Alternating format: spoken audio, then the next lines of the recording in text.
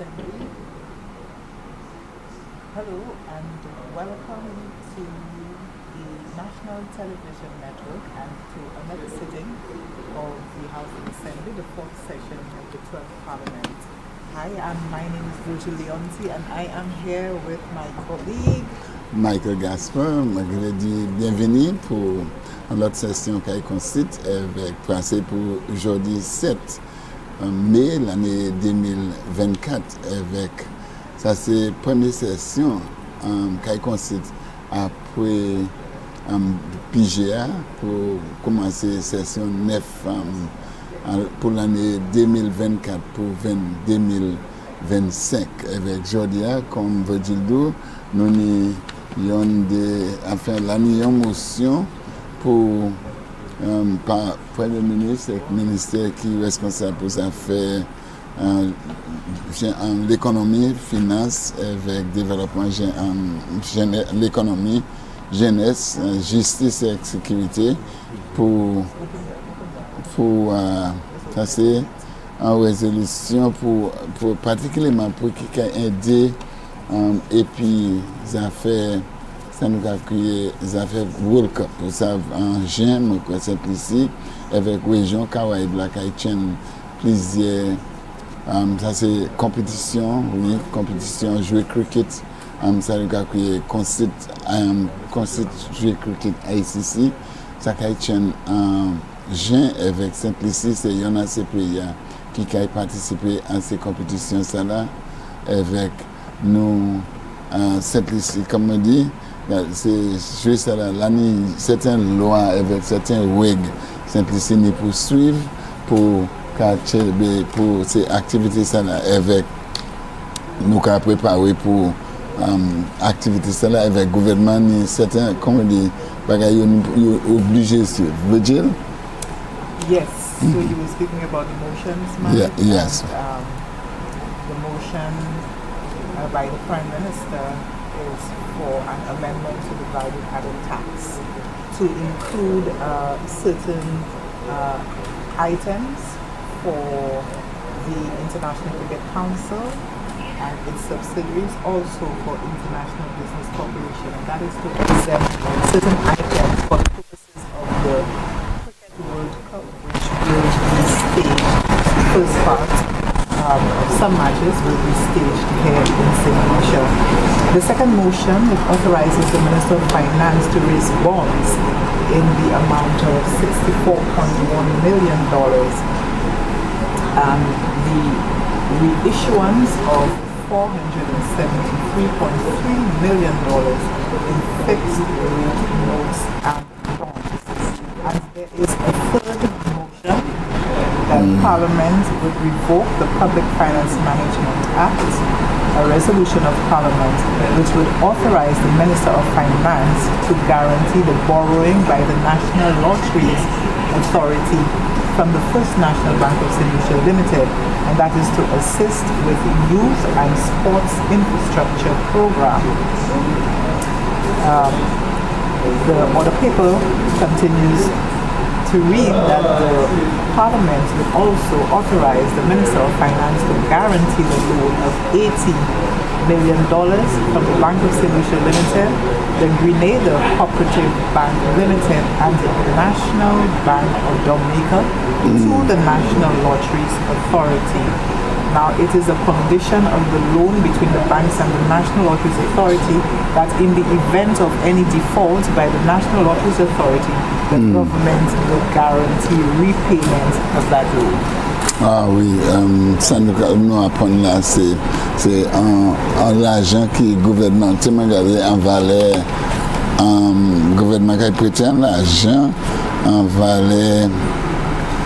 Nous avons dit après, ça c'est 80 millions de dollars avec l'argent ça a prêté Hod Bank, c'est différentes banques en ces pays là, particulièrement comme la Grenade, Dominique, peut-être Saint-Vincent aussi. Ça c'est ces pays qui ont participé ensemble avec les affaires loterie. Ça c'est oui loterie qui entre ces pays avec tout ça, c'est enfin l'année 3 motions qui a change aujourd'hui. Après ça nous idée, ça nous a créé bill, ça c'est loi qui gouvernement qui a passé, c'est loi ça là. Il y en a ces lois, ça là, c'est Bank of Alba.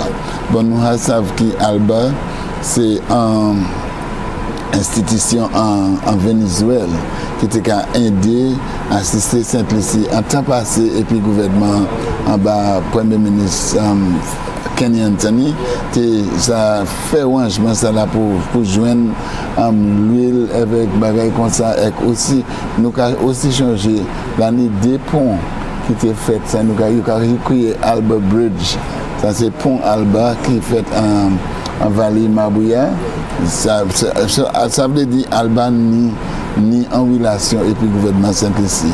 Avec, comme nous avons parlé, là aussi nous avons l'autre bill par ministre qui est responsable pour les affaires services publics, pour police qui a visité Saint-Lucie pour commencer, enfin pour dire un World Cup. Et bien, speaker là, avec sa agent qui a pour nous commencer session ça là aujourd'hui, nous allons mener directement au speaker qui est constitué.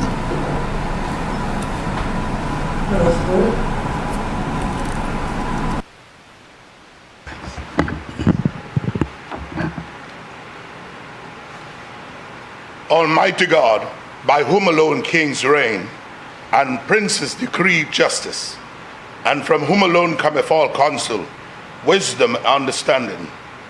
We, thy unworthy servants, here gathered together in thy name, do most humbly beseech thee to send down thy heavenly wisdom from above, to direct and guide us in all our consultations, and grant that we have in thy fear always before our eyes, and laying aside all private interests, prejudices, and partial affections, the result of all our counsel may be to thy glory of thy blessed name, the maintenance of true religion and justice, the safety, honor, and the happiness of the king, the public will, peace, and tranquility of St. Lucia, and the uniting and knitting together of the hearts of all persons and estates within the same, in true Christian love and charity, one towards another, through Jesus Christ our Lord. Amen.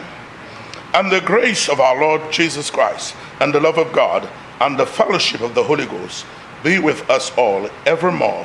Amen.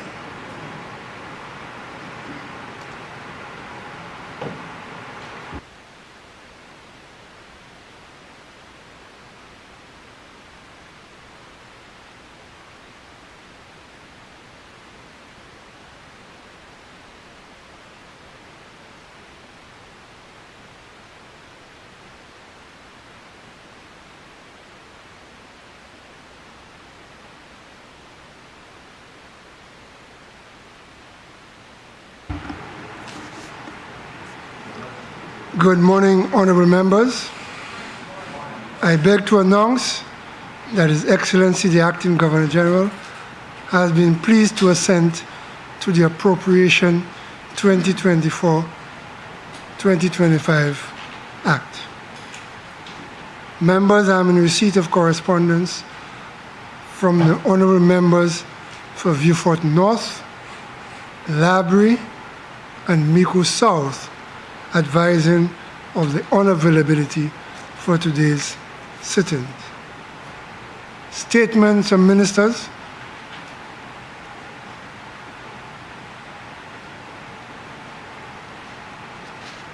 Papers to be laid. Prime Minister. Mr. Speaker, I beg to lay the following papers standing in my name. Starting instrument number 58 of 2024, the Lucia and Seaport Authority Seaport Tariff Amendment Number Regulations. Starting instrument number 59 of 2024, Legal Professional Eligibility, Tansha Elizabeth Tapper Order. Starting instrument number 60 of 2024, Value-Added Tax Amendment of Schedule 3 number 2 Order. Starting instrument number 63 of 2024, Value-Added Tax Amendment of Schedule 2 Order. Starting instrument number 65 of 2024, Excise Tax Amendment of Schedule 1, Number 7 Order. Starting instrument number 66 of 2024, legal profession eligibility, Luan Mul de Costa order.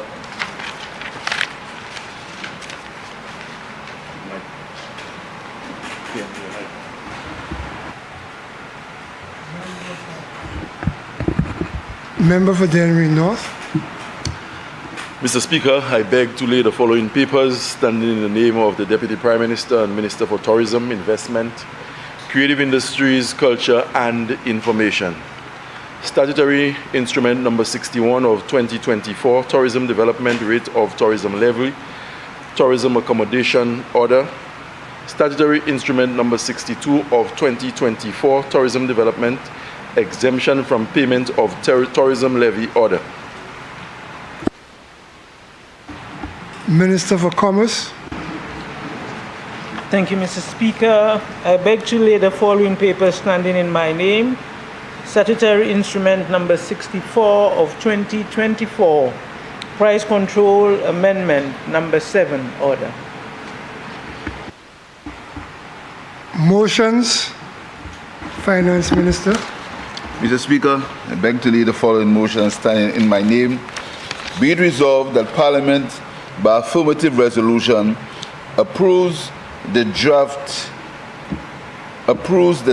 value-added tax amendment of Schedule Number 3 order, which amends the Schedule 3 of the Act to include as an exempt import A, for a period commencing from the 1st day of April 2024 and ending on the 41st day of July 2024, the import by the Cricket West Indies and the International Cricket Council, its subsidiaries and associates, including the International Business Corporation for Cricket World Cup 2024, of 1 stationery, 2 signage, 3 promotional material, including flyers and clothing, 4 suppliers of local transportation of cargo, 5 routers and walkie-talkies, 6 printing supplies, 7 hardware and building supplies, 8 telecommunication services, 9 security services.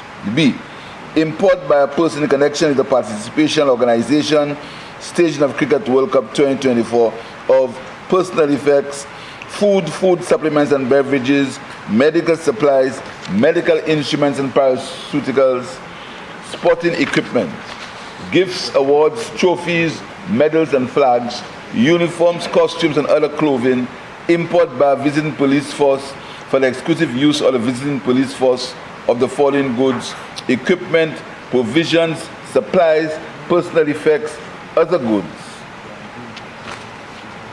Mr. Speaker, this motion is asking, as we have to do when it comes to value-added taxation, to waive the VAT on these goods which will be brought in exclusively for Cricket World Cup. It's something that we normally do. We did it the last time we had a World Cup in St. Lucia, so it's just to waive the VAT, and as is required by the law, we have to come to Parliament to waive the VAT on these items. This resolution is seeking to amend the schedule to allow us to waive the VAT on these items. A resolution that members should have no difficulty in supporting because of the benefits that Cricket World Cup will bring to St. Lucia's tourism and to the exposure of our country.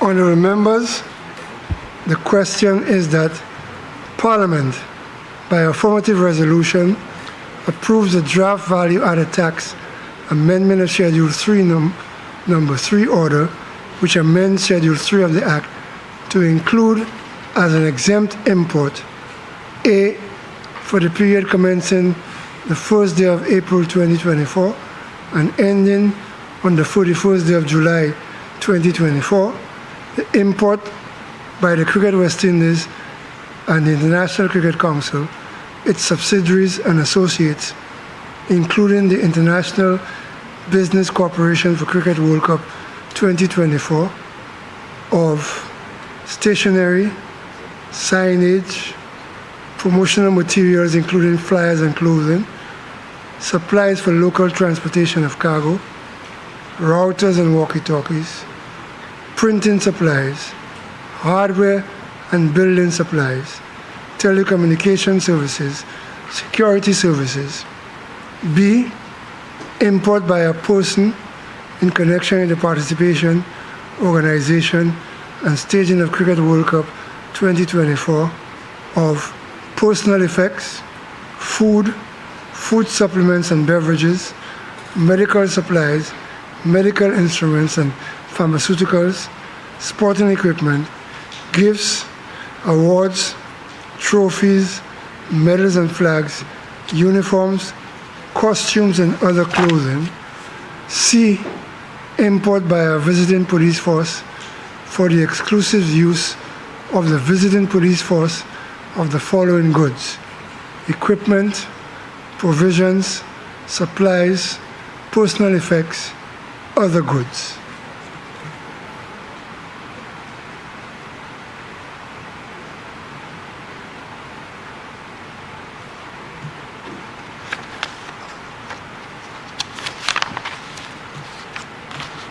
I now put the question.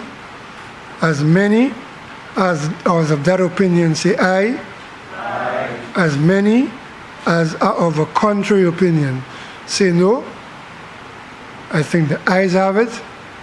The ayes have it. Minister for Finance. Speaker, I beg to lay the following motion standing in my name.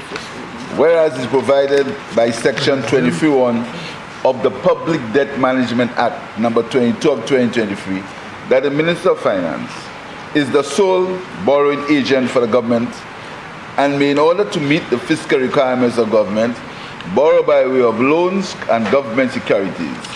And whereas it is further provided under Section 31 of the Public Debt Management Act number 32 of 2023, that the Minister of Finance may, by resolution of Parliament, raise money by the issuance of treasury notes in and outside St. Lucia to meet the fiscal requirements for government borrowing under Section 23.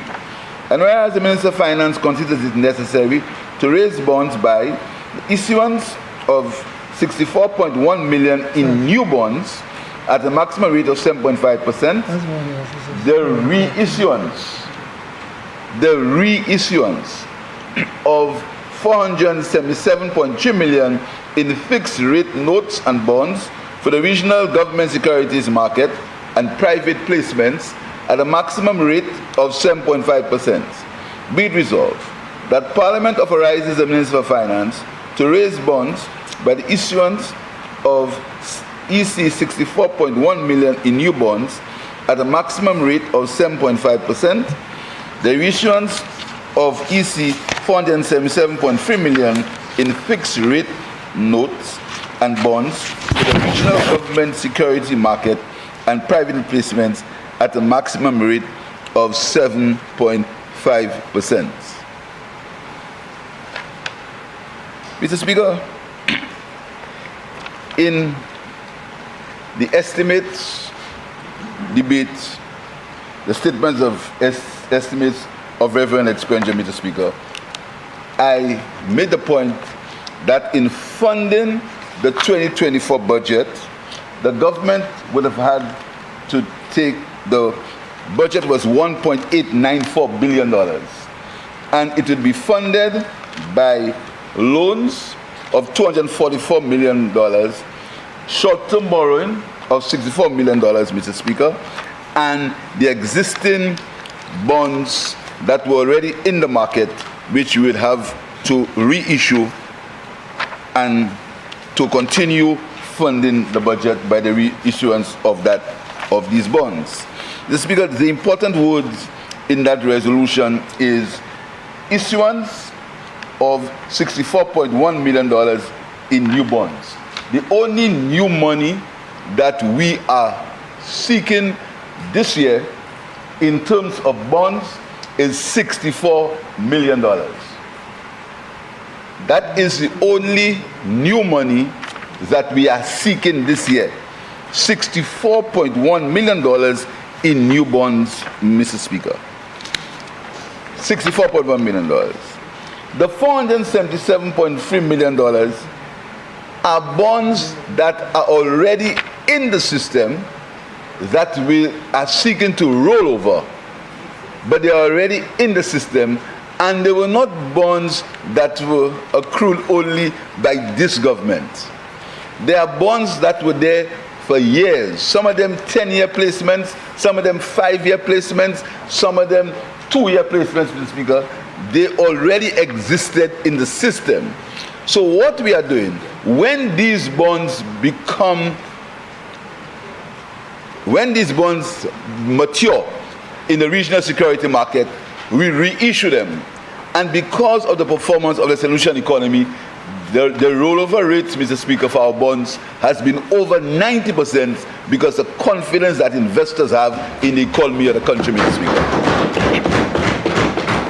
So these bonds, so this is not new money. This is not new loans. This is not $477.3 million of new loans we are seeking.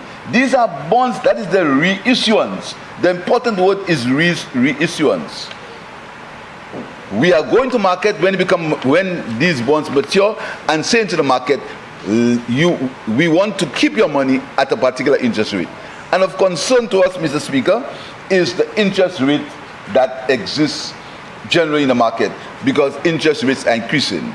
But this resolution 6 says that we will not go any higher than 7.5%.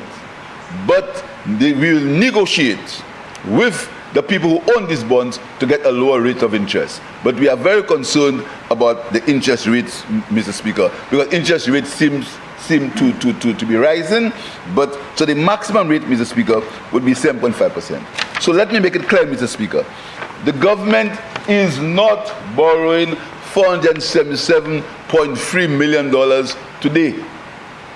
The only new bonds that the government is seeking today is $64.1 million of new financing. The $477 million already exists in the system. And there were bonds that were raised by the former government, and there were bonds that were raised probably by the government before. That is not new money.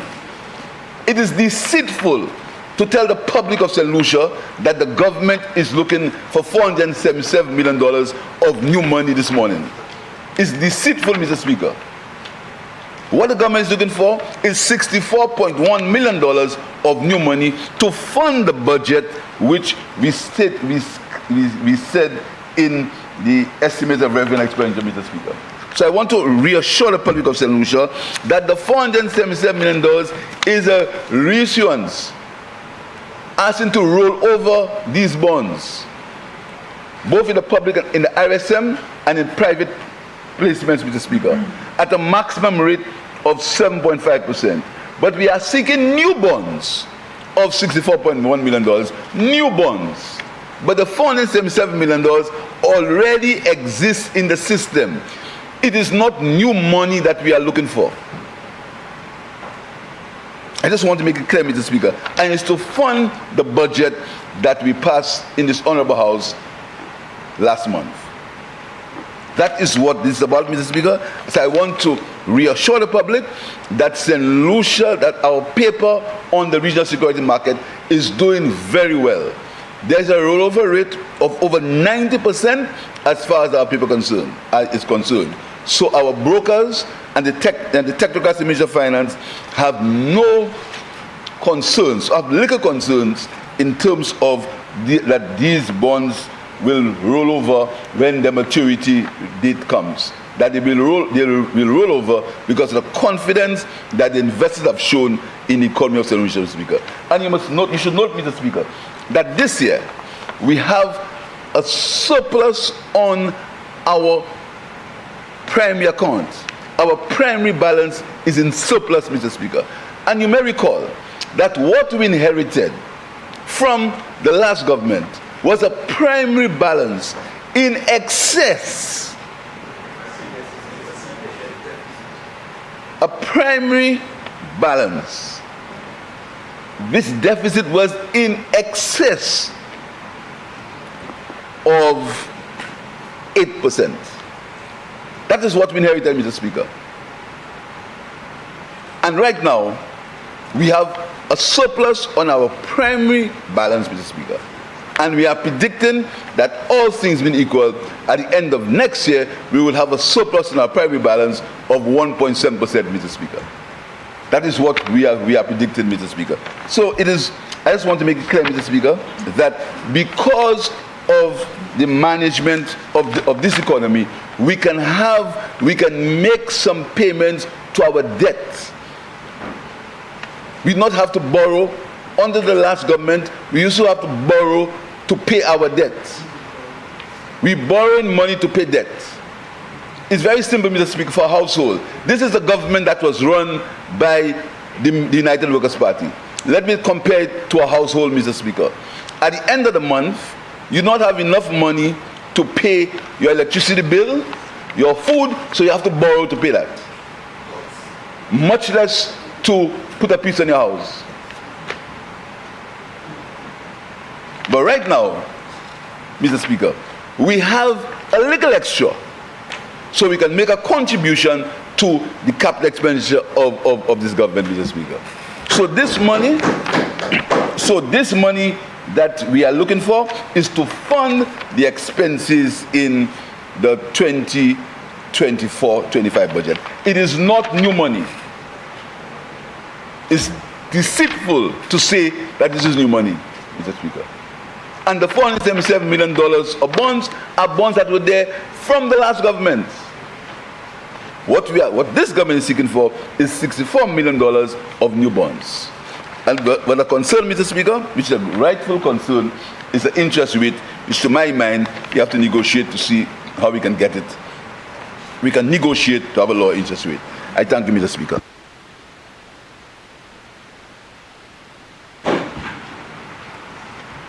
Honourable members, the question is that Parliament authorizes the Minister for Finance to raise bonds by A, the issuance of EC 64.1 million in new bonds at a maximum rate of 7.5%, B, the reissuance of EC 477.3 million in fixed rate notes and bonds through the regional government securities market and private placements at a maximum rate of 7.5%.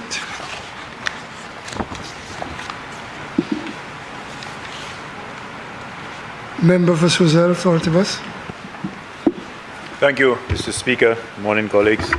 Mr. Speaker, before I go into the motion before us, I just want to extend congratulations to the Suzel football team for their performance at the Sunday's game against Central Castries in Dennery.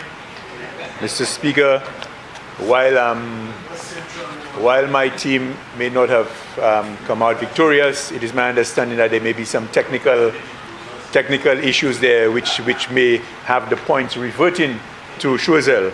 But I must also congratulate the team, Mr. Speaker, for what was a very skillful showing, and it appears from all accounts that this might be a team that may end up at the top of the table, Mr. Speaker. Mr. Speaker, we are here to debate the motion before us with regards to the issuance of new bonds and also the reissuance of bonds, Mr. Speaker. I couldn't help but note the Prime Minister indicating and using the words deceitful to suggest that was a statement being made out there. I have not heard that, and if the Prime Minister can be a little bit more focus in clarification on that, because it is very clear that it is a reissuance of 477.3 million in bonds, Mr. Speaker, and I have no reason why anybody would indicate that it is new money, Mr. Speaker. But the Prime Minister went on to further indicate that it was bonds that were issued by the last administration, and that's not quite correct. It is bonds that has been issued Well, by... remember, it is what you are saying, which is not quite correct. Which is? He said the past administration and the one before it. I agree, Mr. Speaker, and I'm happy you remember the first part of his address. But when he was closing, he only said it was the past administration. So, sorry, member, sorry, I cut off your mic accidentally. Yeah, thank you. Mr. Speaker, you're cutting me off so early in the game, Mr. Speaker. Yeah. I'm always very attentive, you know, when the Prime Minister is speaking. Very, always, yes. But Mr. Speaker, the concern here, obviously, and while the Prime Minister tried to play down, the concern here is the rate. While it does speak to a maximum rate of 7.5%, it speaks to me that the people in the Ministry of Finance recognize that there may be some difficulty in getting these bonds out there at a lower rate. And that is concerning to me because it says a lot as to whether our bonds are attractive out there in the market, you know, because 7.5% in this current environment is an extremely high rate. And so that concerns me, Mr. Speaker. But the Prime Minister went on further to say that, and he tried to describe the whole issue of a household, Mr. Speaker. And I couldn't help but to think of, you know, some individuals and some households who get themselves in trouble because they can no longer go to the normal lending houses to get assistance. They go to these very high end stores and other areas who issue loans at very high rates, Mr. Speaker. And that Member, I don't wish to inject myself into the discussion, but the Minister of Finance statement relating to households had nothing to do with interest. His statement on households related to the primary surpluses. He never linked it to interest. Granted, Mr. Speaker. But, Mr. Speaker, I remember clearly the last administration, and I must confess, this administration also made the statement that we have a lot of bonds out there where we are paying high rates for. And it was the intention to try to seek facilities longer term where we would be paying less interest. And I would think that an amount of 477.3 million in reissuance, Mr. Speaker, would have been one of the areas we would look to see whether we could get facilities at a more attractive rate, Mr. Speaker, and that would have been a good place to start to try to attract rates that are a lot lower than 7.5%, Mr. Speaker, because when you set yourself up for a high rate at 7.5%, Mr. Speaker, and I'm very much inclined to believe that that is the rate that we will end up settling at. When you set yourself up for a rate, you set in an extremely, extremely bad precedent for future bonds that you may want to issue, Mr. Speaker. So this is my concern, and I thank you for your time, Mr. Speaker. Member for Castries Central. Thank you very much, Mr. Speaker. Mr. Speaker, it was never my intention to bore this august chamber with what I believe is a straightforward motion, straightforward, the length and breadth of it.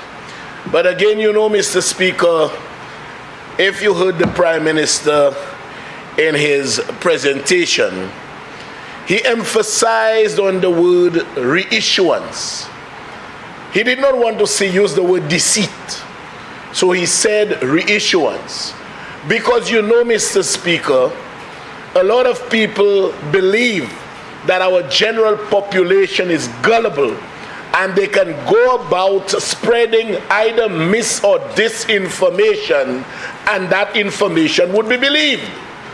Because not too long ago, Mr. Speaker, I was on social media and the leader of the opposition posted on his page that this government is coming here to borrow $477 million. Nothing can be further from the truth. And it is that kind of Member for Suzelle. Mr. Speaker, I rise on a point of order because the member is misleading the House.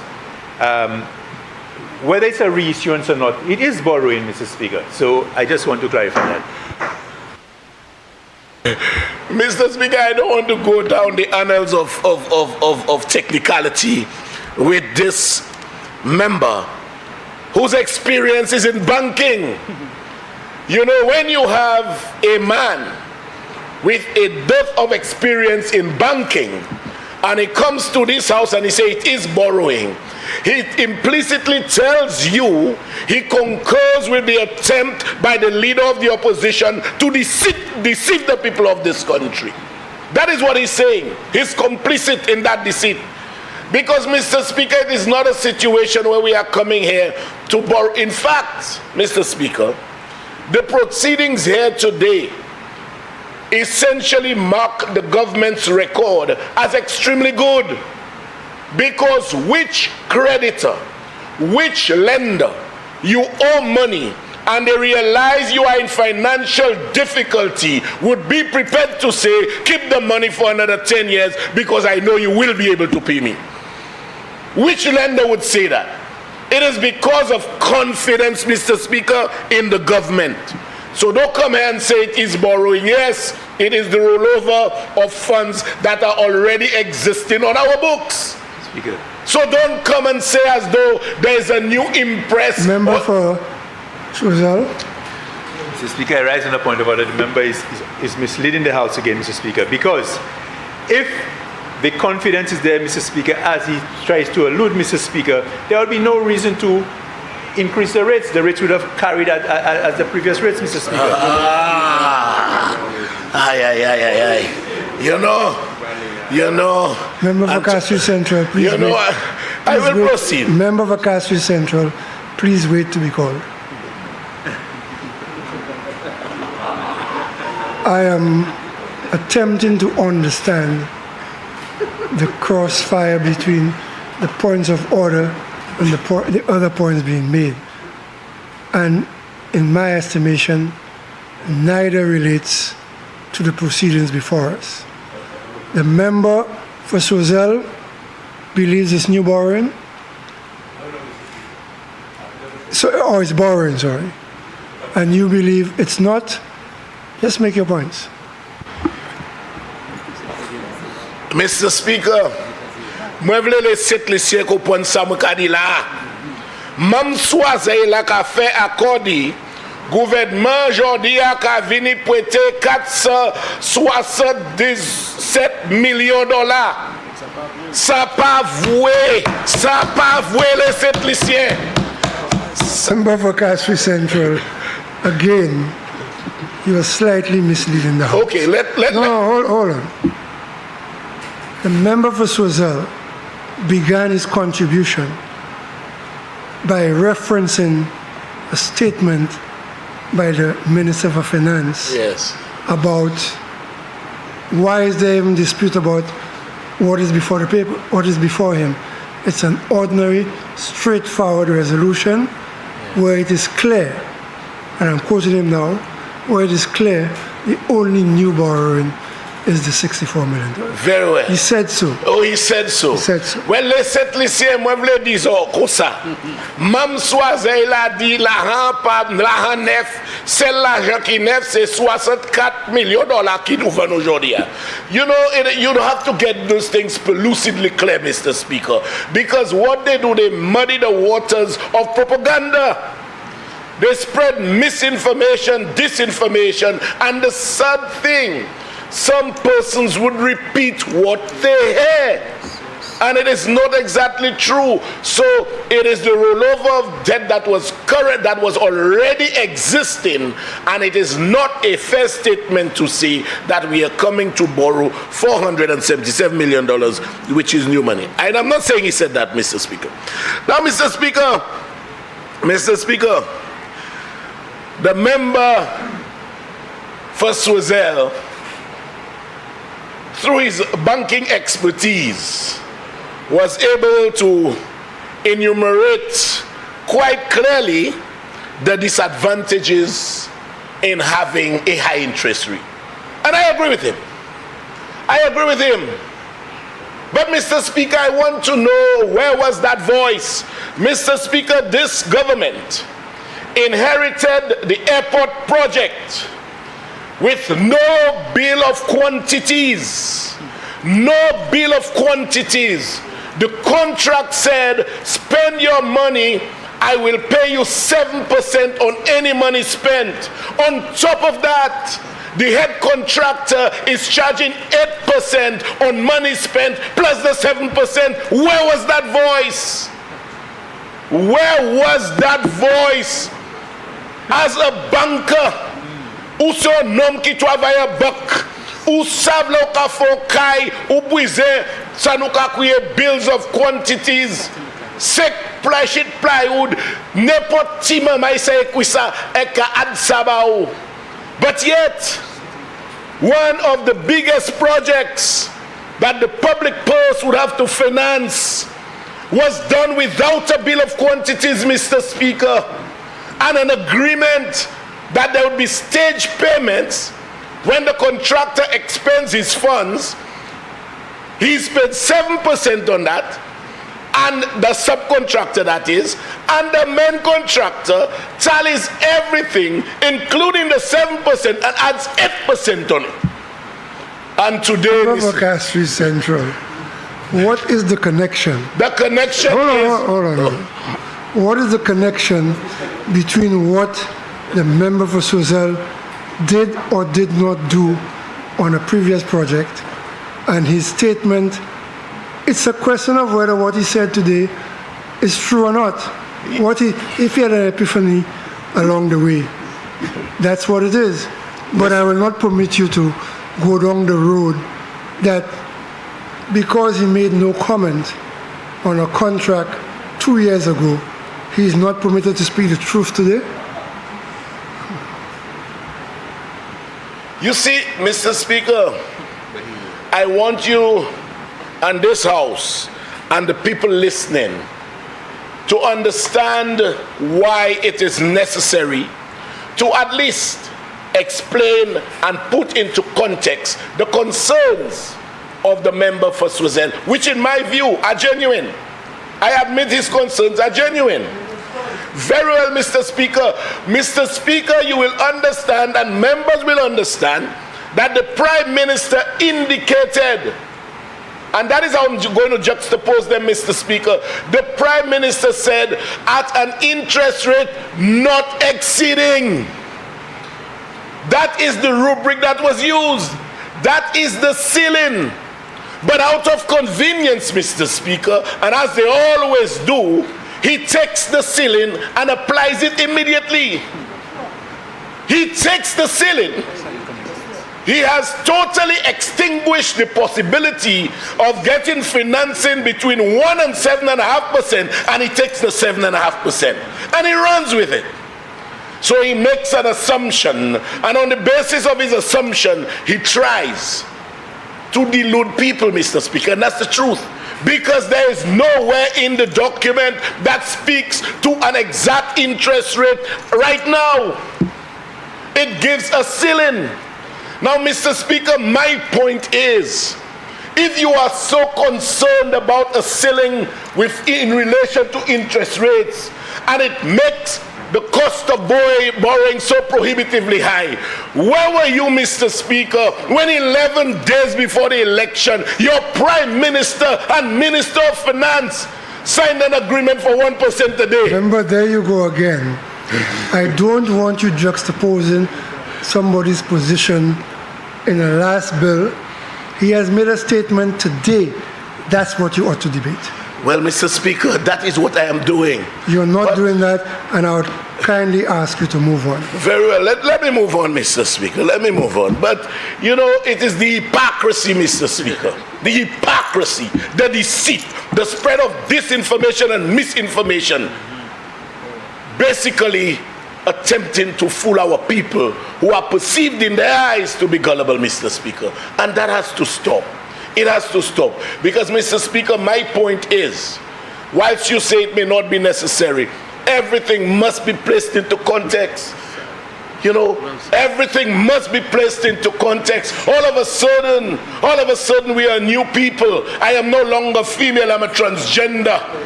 You know, I'm no longer male, I'm this. Mr. Speaker, you know, it was Bob Marley who said, well, he repeated it in song, a people without the knowledge of its past or their past is like a tree without roots. And so the banker, Mr. Speaker, should have let his voice be heard when more egregious deeds, and nothing egregious has happened here because we have a ceiling as an interest rate. And I wish the last government operated with a ceiling as the interest rate, because this country would not have been in the mess it is now, Mr. Speaker. And with those two words, Mr. Speaker, I take my seat.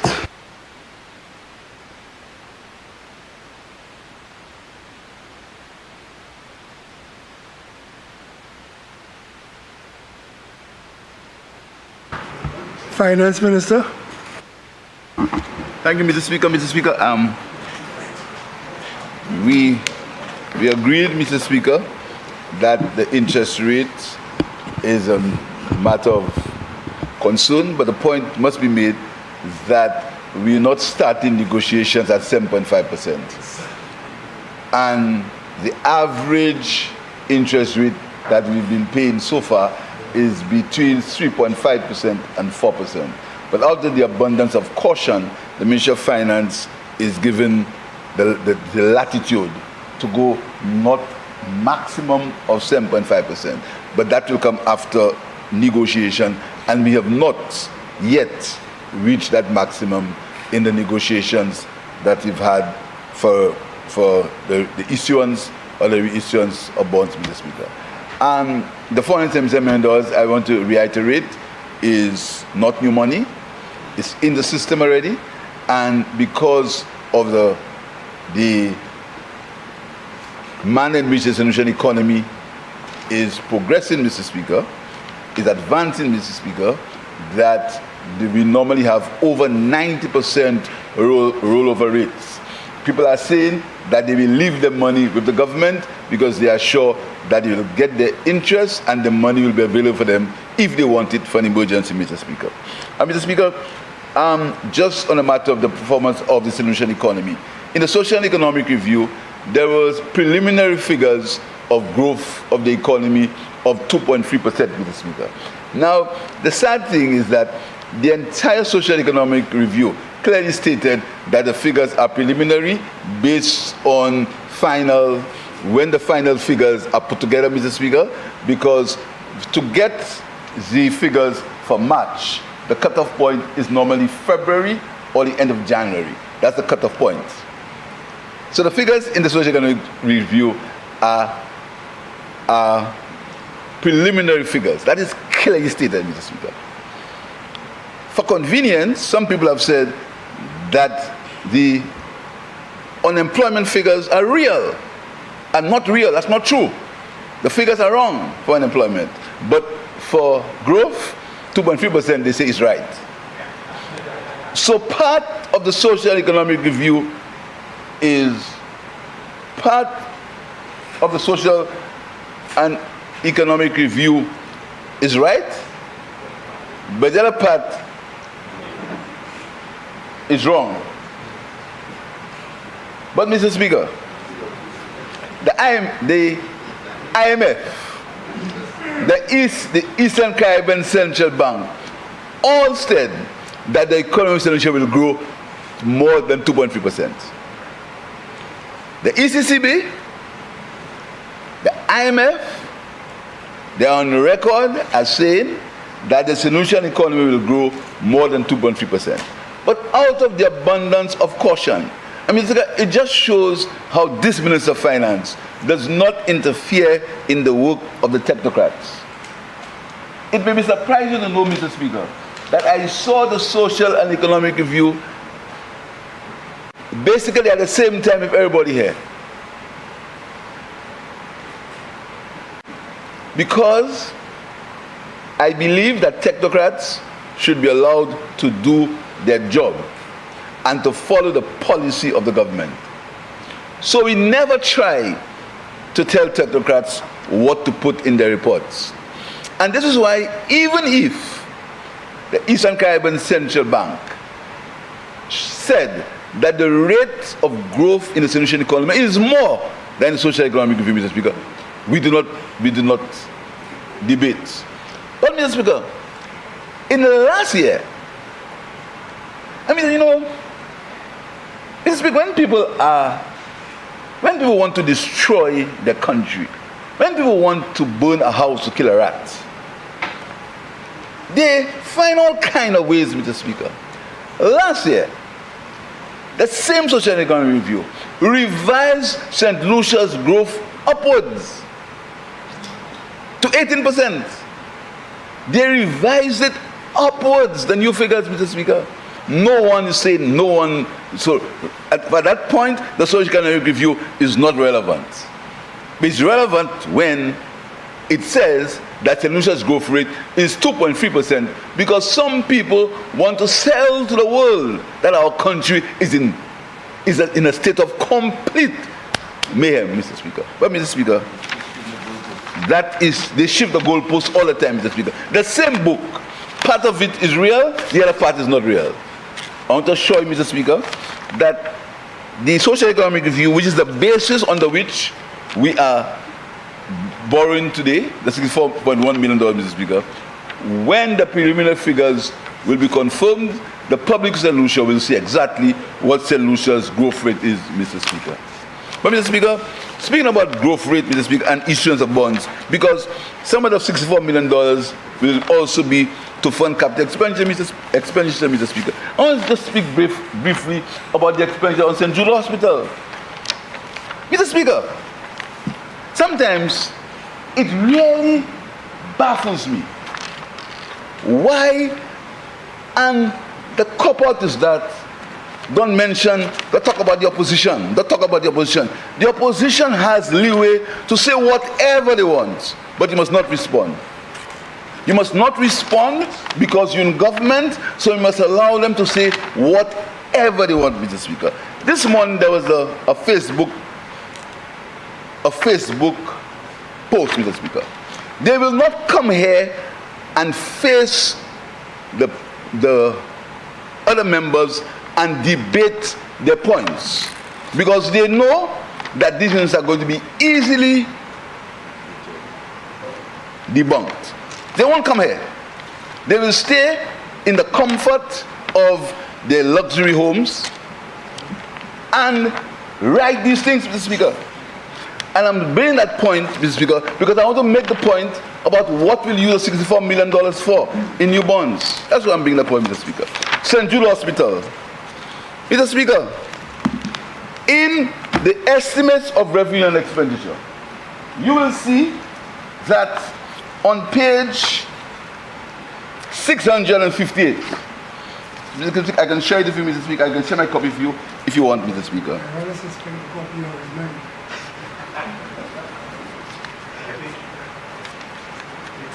On page 659, line item 0078, you will see, Mr. Speaker, under the Department of Economic Development and Youth Economy, you will see St. Jude Hospital Reconstruction Project. And, Mr. Speaker, it's very important that the people of St. Lucia follow these things, Mr. Speaker, because these things pass as fact. It says, estimated project total cost. Estimated project total cost. $265,143,270. Total cost. Total cost. It says further, this year's estimates, $61 million from this year's estimates. And the estimated cumulative expenditure as at March 31st, 2024, $197 million. That is the money on record that we have spent we have spent on St. Jude, because these things are on a cash basis. $197 million, Mr. Speaker. But, Mr. Speaker, out of that $197 million, the government that I have the privilege to lead, we spent $18.2 million in 22-23, and in 23-24, $13.6 million. So the only expenditure that this government has had on St. Jude in this term is $31.8 million. That is the only expenditure we've had on St. Jude in this term, Mr. Speaker. But they will post on Facebook that I said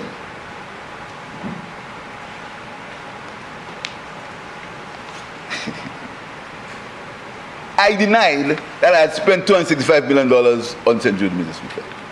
Mr. Speaker, the press asked me yesterday, what is the cost of St. Jude? I said, and it's on record, because they always say I see, but they can never post without their AI.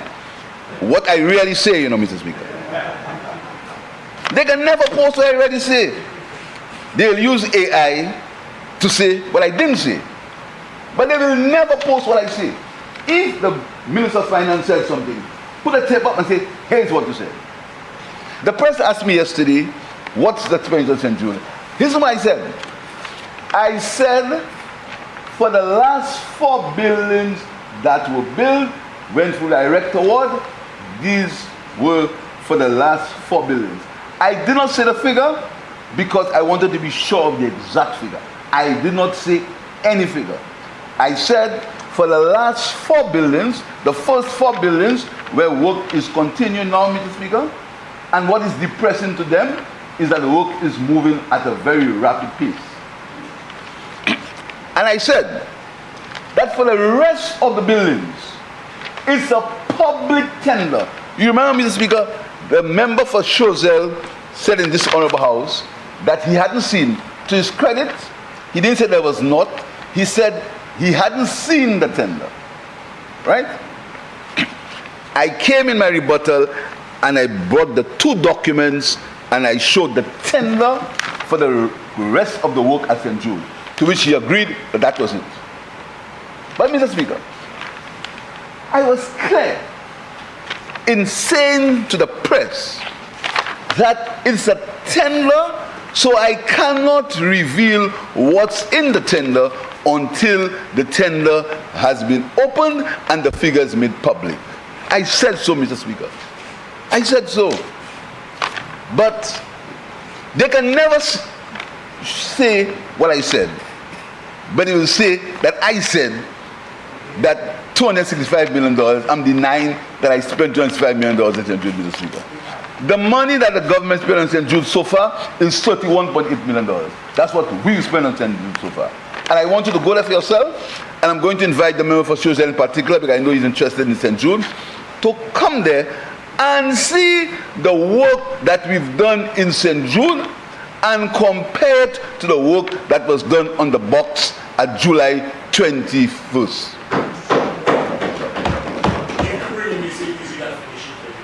It don't matter.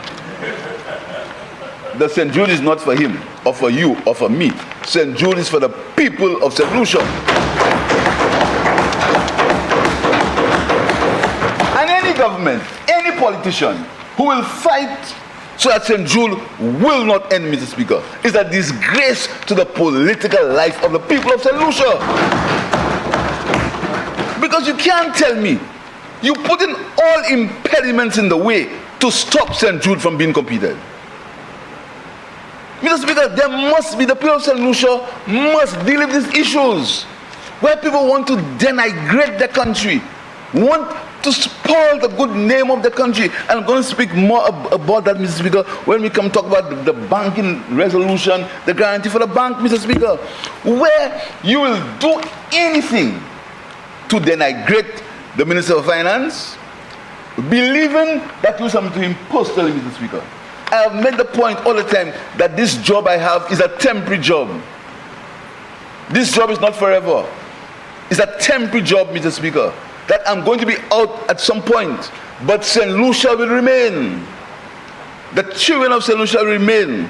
The people of St. Lucia remain, Mr. Speaker. So when you try to use all kinds of misinformation and lies and innuendo to bring down the Minister of Finance and to bring down the government, Mr. Speaker, St. Lucia will remain. But I'll continue, Mr. Speaker, always to speak the truth that I have, and when I do not know, I'm very proud to say I do not know, Mr. Speaker.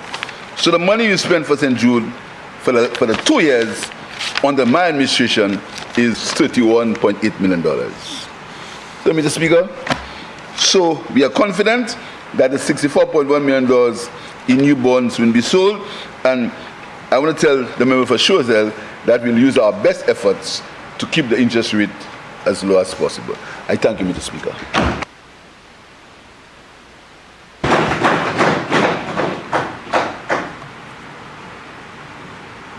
Honourable members, the question is that Parliament authorizes the Minister for Finance to raise bonds by A, the issuance of EC $64.1 million in new bonds at a maximum rate of 7.5%. B, the reissuance of EC $477.3 million in fixed rate notes and bonds through the regional government securities market and private placements at a maximum rate of 7.5%.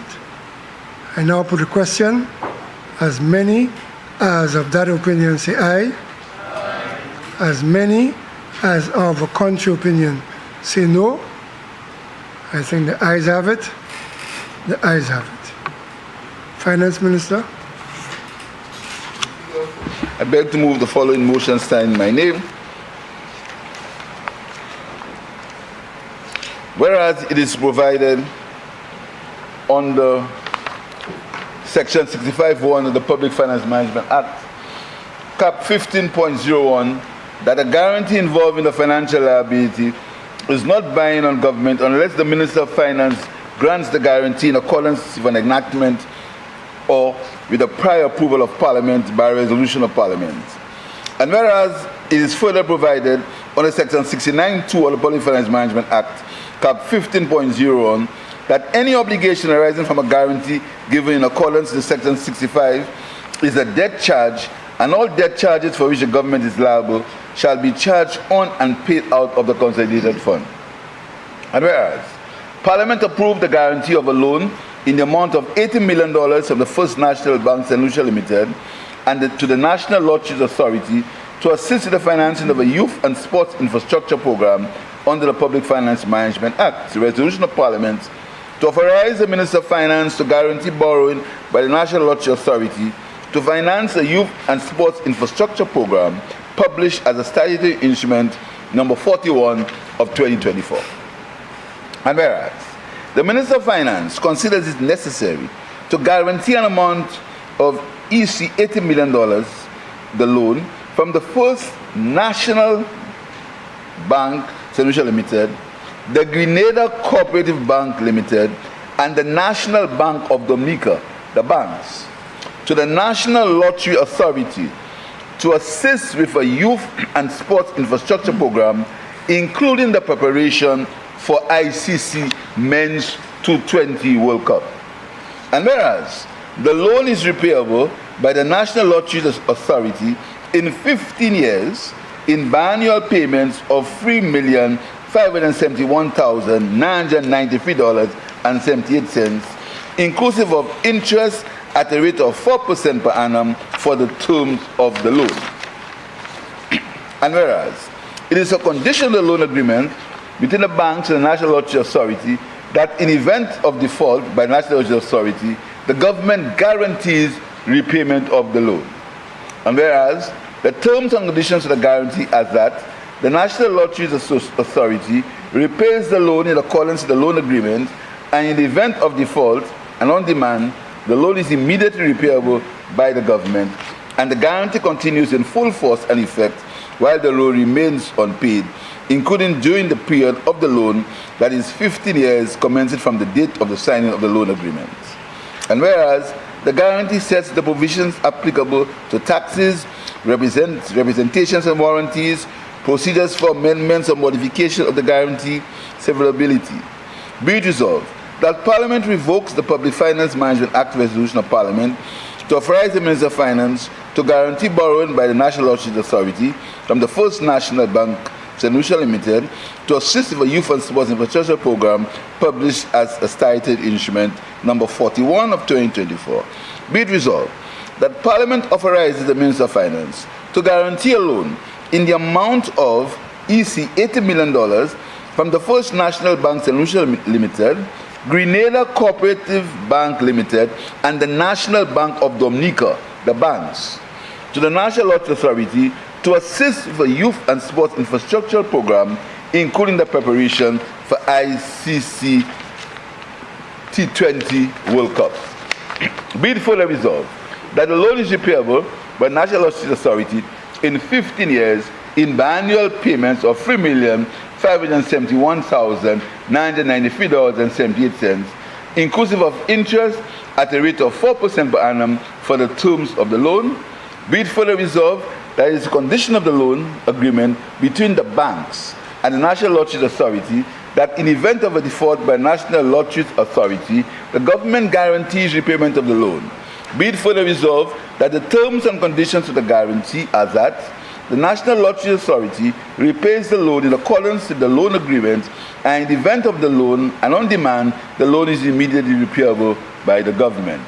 And the guarantee continues in full force and effect while the loan remains unpaid, including during the period of the loan, that is 15 years, commencing from the date of the signing of the loan agreement. Be it further resolved that the guarantee sets out the provisions applicable to the taxes, representations, and warranties, procedures for amendments and modifications of the guarantee, and severability. Mr. Speaker, I'm sure the Minister for Sports will tell you of the progress that we've made in terms of preparation for ICC World Cup cricket.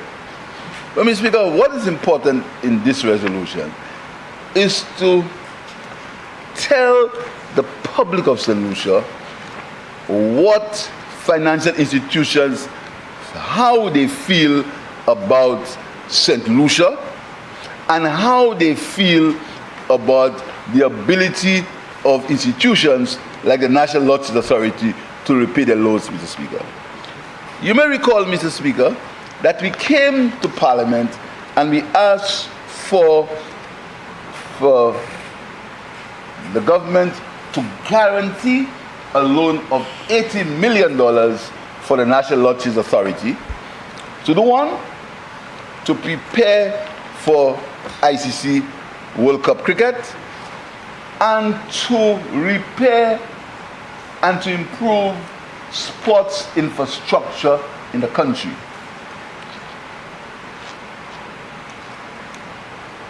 We made it clear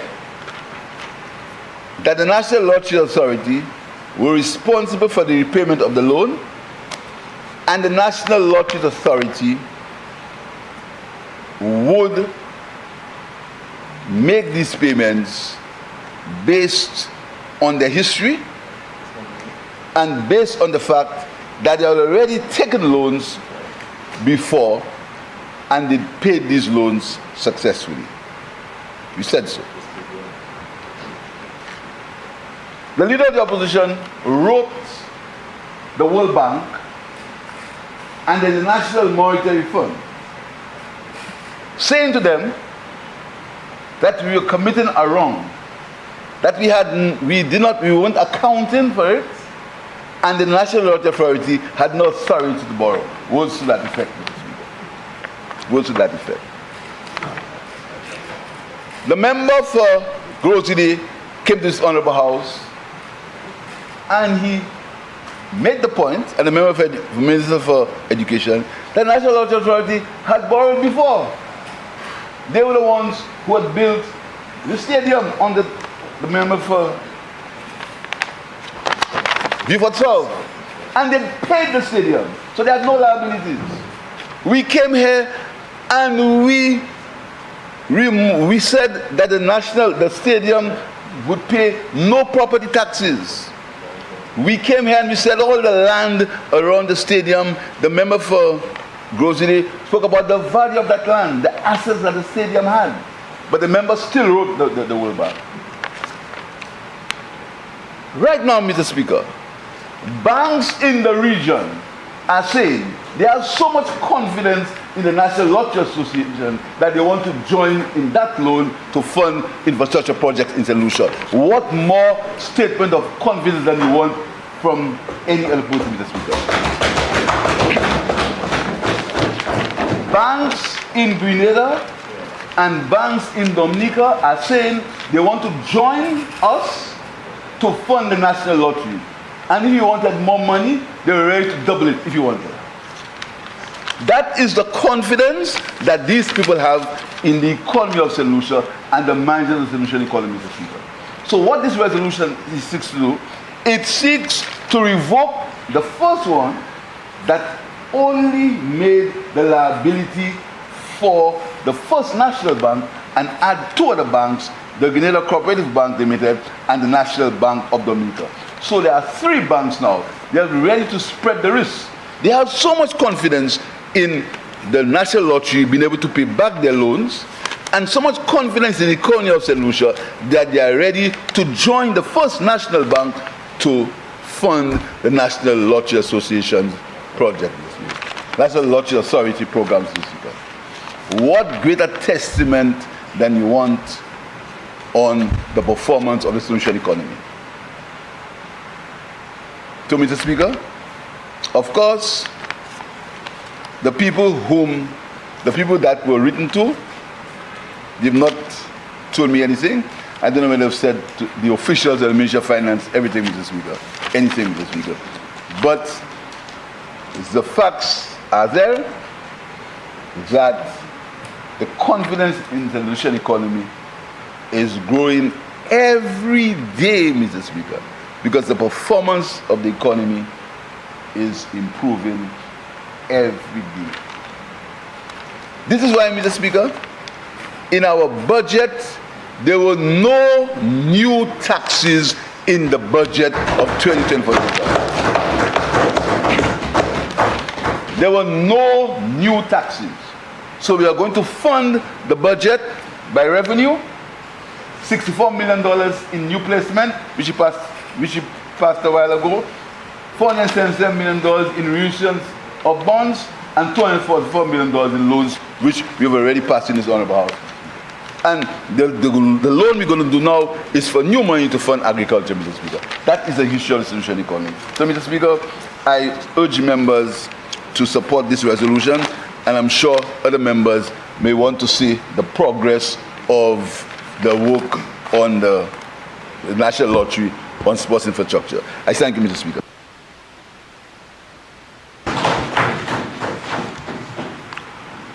Honourable members, the question is that Parliament revokes the Public Finance Management Act resolution of Parliament to authorize the Minister of Finance to guarantee borrowing by the National Lotteries Authority from the First National Bank St. Lucia Limited to assist with a youth and sports infrastructure program published as statutory instrument number 41 of 2024. And be it further resolved that Parliament authorizes the Minister of Finance to guarantee a loan in the amount of EC $80 million from the First National Bank St. Lucia Limited, Grenada Cooperative Bank Limited, and the First National Bank of Dominica, the banks, to the National Lotteries Authority to assist with a youth and sports infrastructure program, including the preparation for ICC Men's T20 World Cup.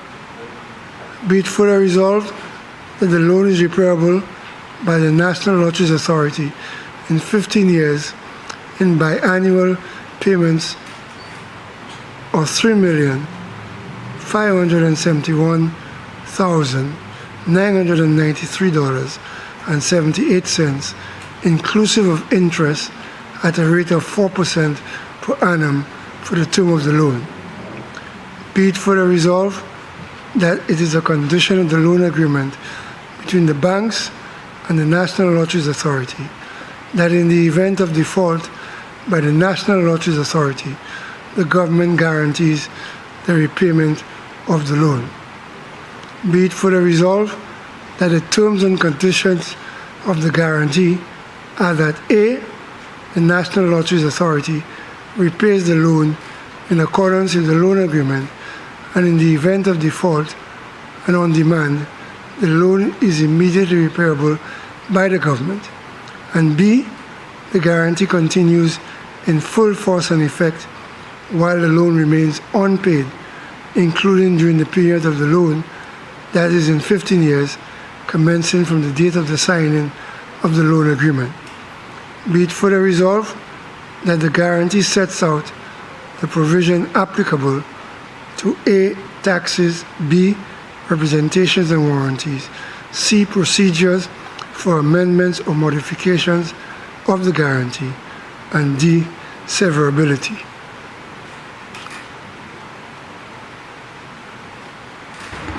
The member of Cassius office.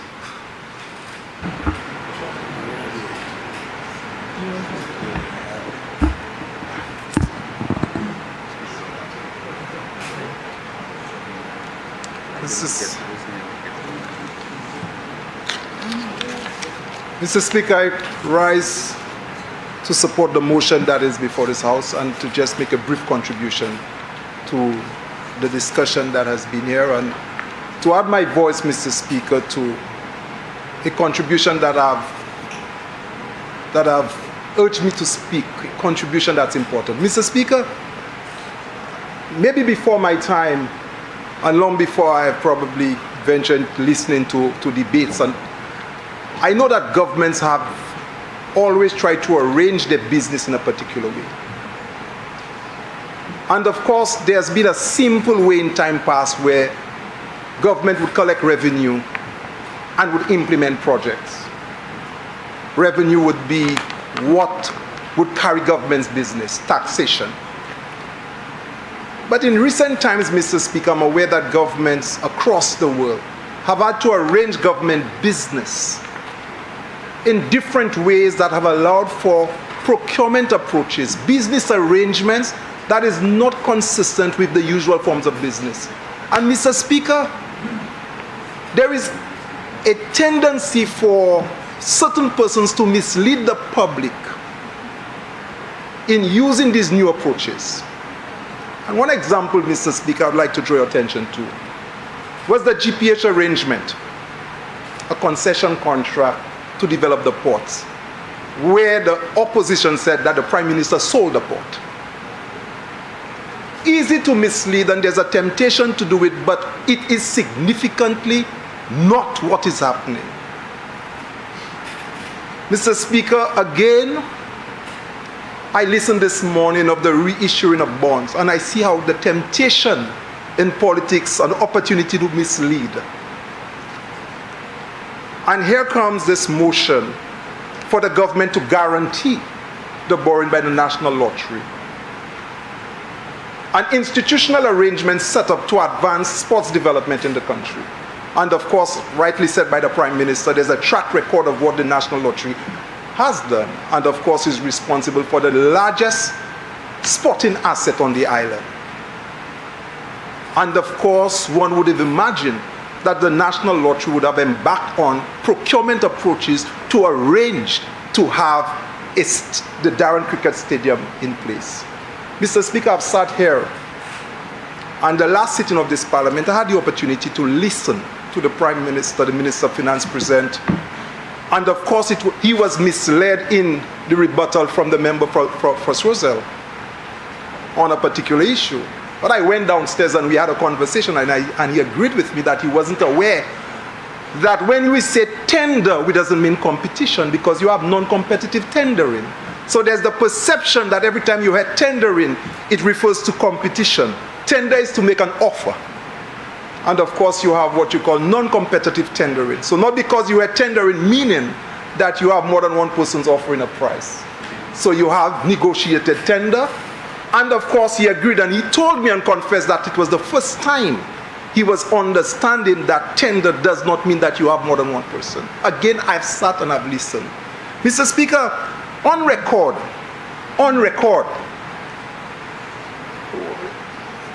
the business of arranging how you do government business, buying and selling goods, whether you buy the contractor's services to build a stadium, as to how you buy food, sugar, or how you buy other services, there are different approaches. But when the member on this side, or the members for this side, was challenged with a simple transaction, and a critical transaction that St. Lucia found itself in, medicine to save lives. And of course, I have made mistakes in time past when my mother sent me to the grocery shop, and I may have stayed and played and returned with the wrong thing, but I would have never lost the money. But when this administration was charged to buy medication to save lives at the time of COVID, a procurement approach that is simple, go and buy vaccine. This side of the house did not return with the vaccine, they lost the money. This is a simple procurement transaction. It is one of the most simplest form. And when this one, you cannot hide it. It's straightforward. You had to buy vaccines. You got the money. You went and purchased vaccine.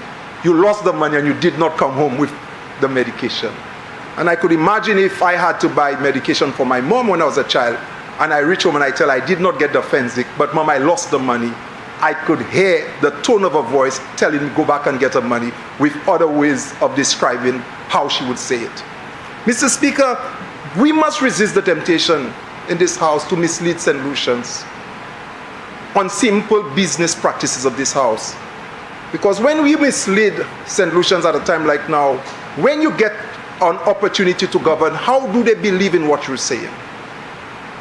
The Prime Minister, and I've heard so many examples of glaring, the recent one was Prime Minister was arrested and was taken overseas, and nobody used the opportunity of the other side to say this is dangerous, that's not true.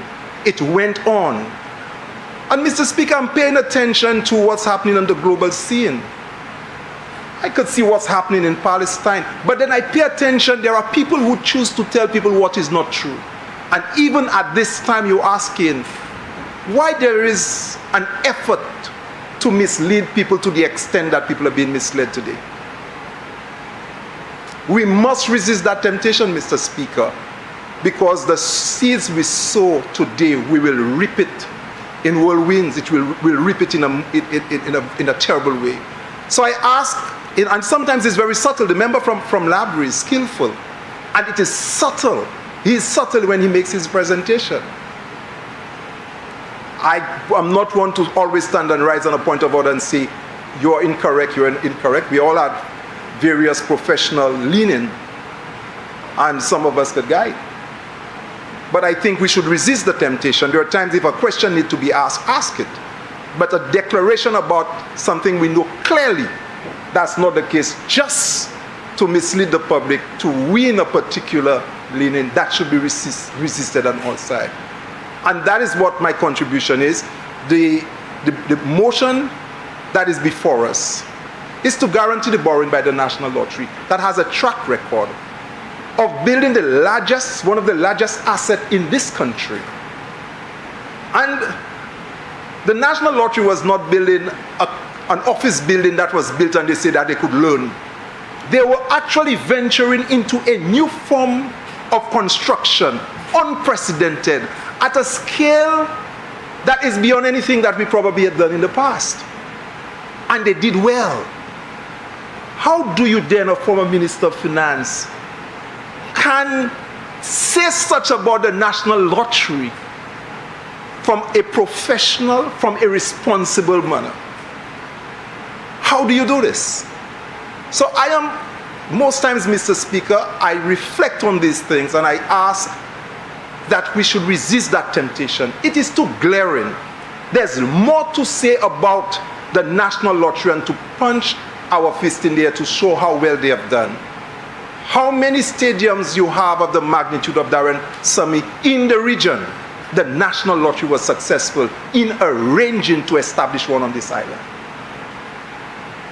If it was a person, we would have taken them and celebrated them on independence celebration and placed an award on them. But we go overseas and tarnish the reputation of the National Lottery. We say all sorts of things about how do you do this? The National Lottery can probably, through the arrangements of maybe invited by the St. Vincent government or another government, can you please come and assist us in establishing one of what you've done in your country? Instead of showcasing how well we're doing, instead of showcasing how well we're doing in country, and to extend that support that we gain more respect outside there and help other countries, we tend to bring down ourselves. And this, Mr. Speaker, is dangerous. As if it were, we are prepared to destroy this country in its entirety so that we could gain the seat of power. Mr. Speaker, I think we need to resist that at all costs and let our yea be yea and our nay be nay. I thank you.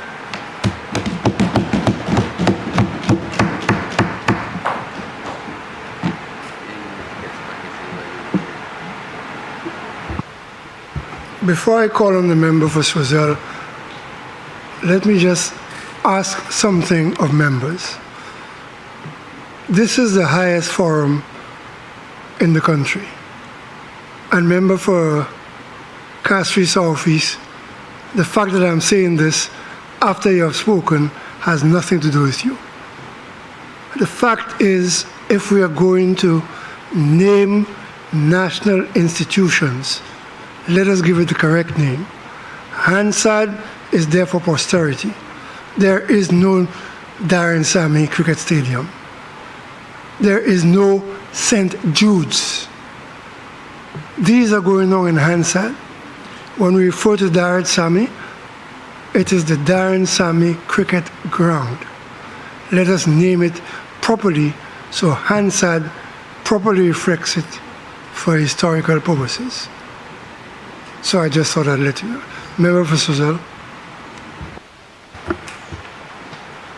Thank you, Mr. Speaker. Mr. Speaker, it appears that I may have to guard the conversations I have with members opposite when we're having lunch, because this is not the first time that members seem to want to spin the conversation according to their liking, Mr. Speaker. I'm not of the same character, so I will not share, personal conversations, Mr. Speaker. Mr. Speaker, the government has a supermajority, and regardless of the opinions of members opposite, when it comes to a motion, a bill, it would pass. So I was a bit anxious, Mr. Speaker, to have, if I can say under the cover of the night, to have got, because unlike some people believe, Mr. Speaker, that, our cell phones are supposed to be like a chip on us, that at all times, and not recognize that sometimes the battery dies, etc. You don't have your phone all the time.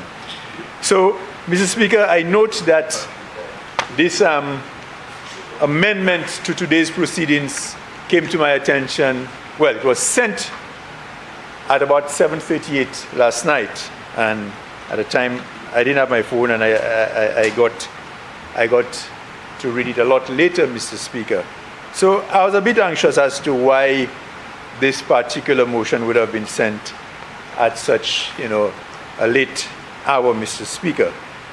But it gives the opportunity to, to speak about it and some of the concerns that were shared previously, and I will continue to speak about, what concerns me, Mr. Speaker. Mr. Speaker, the Prime Minister spoke to the confidence that the banks have, and everybody is falling over each other, eager to lend money to this particular entity. But, Mr. Speaker, I couldn't help but wonder, we all very much aware that in St. Lucia our banks are so full of money. Banks, we have heard it here before, we've heard it all over the place. The banks are extremely liquid. And it is curious, Mr. Speaker, that the other local banks here, Bank of St. Lucia, Republic Bank, FCIB, would not want to jump on that gravy train to be part of a local entity such as the National Lotteries, where there's so much confidence to try to jump on that train and be part of that lending, Mr. Speaker. So I don't share the Prime Minister's sentiments that it was as a result of confidence, Mr. Speaker, because I believe I can say something, Mr. Speaker, here, that when banks syndicate, which is what is happening there, syndicate loans, Mr. Speaker, it could be one of a few reasons, two of which, Mr. Speaker, is either there's a threshold of which a bank can lend to a certain entity, a certain grouping, Mr. Speaker, or there could be some capital adequacy issues, Mr. Speaker, or it could also be because of the risk involved. I don't believe the first two would have passed the first national bank, or maybe it was because of development that has happened at the senior level of the bank, maybe. But I don't believe that would have been would have passed when the board and other members sat on this. I would like to opine, Mr. Speaker, that it's as a result of risk involved that the bank has decided to go out and get this facility, and we have now had to come back because, in the bank's opinion, there seem to be some concerns, and they have now shared the risk, Mr. Speaker. So, Mr. Speaker, I will take the opportunity again to ask the Prime Minister to be a little bit more transparent with this lending. And I use that word because it is a very well-known phrase to be used by members opposite. Transparency, Mr. Speaker. And so, Mr. Speaker, we know that the government is coming to this House to guarantee a loan, Mr. Speaker. But I'm concerned, Mr. Speaker, and we have seen it.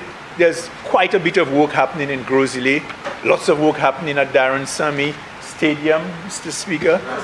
Stadium grounds, Mr. Speaker. And I would think, Mr. Speaker, that while the government has the majority and they would come to the House and it would pass, but I'm seeing it as after the fact, Mr. Speaker. You come in and look for the guarantee after work has already commenced on the various projects, Mr. Speaker. And that concerns me because I would think one of the things that would give us the full confidence in this House would be that you would come with the latest audited balance sheets of National Lottery, give us a sense of comfort, Mr. Speaker, that there's that no reason to think that the government will have to end up honoring that guarantee, Mr. Speaker. Mr. Speaker,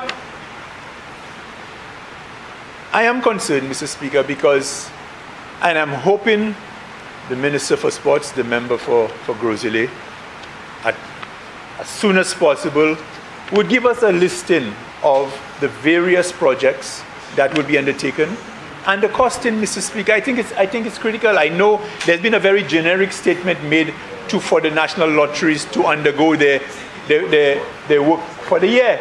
But I think it's important that we get that listing, Mr. Speaker, so that at least people are very comfortable with how $80 million is being spent, which is a significant sum of money, Mr. Speaker. So, yeah, of course I have said Lafayette, I want work done in Choiseul, obviously, just like the member sitting next to me as well wants a lot of work done in Vieux-Fort, Mr. Speaker. So, Mr. Speaker, this is my concern with regard to this.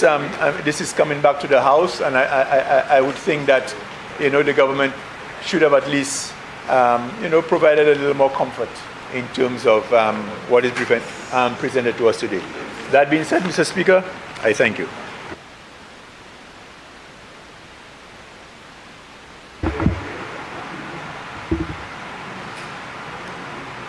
Member for Dennery North.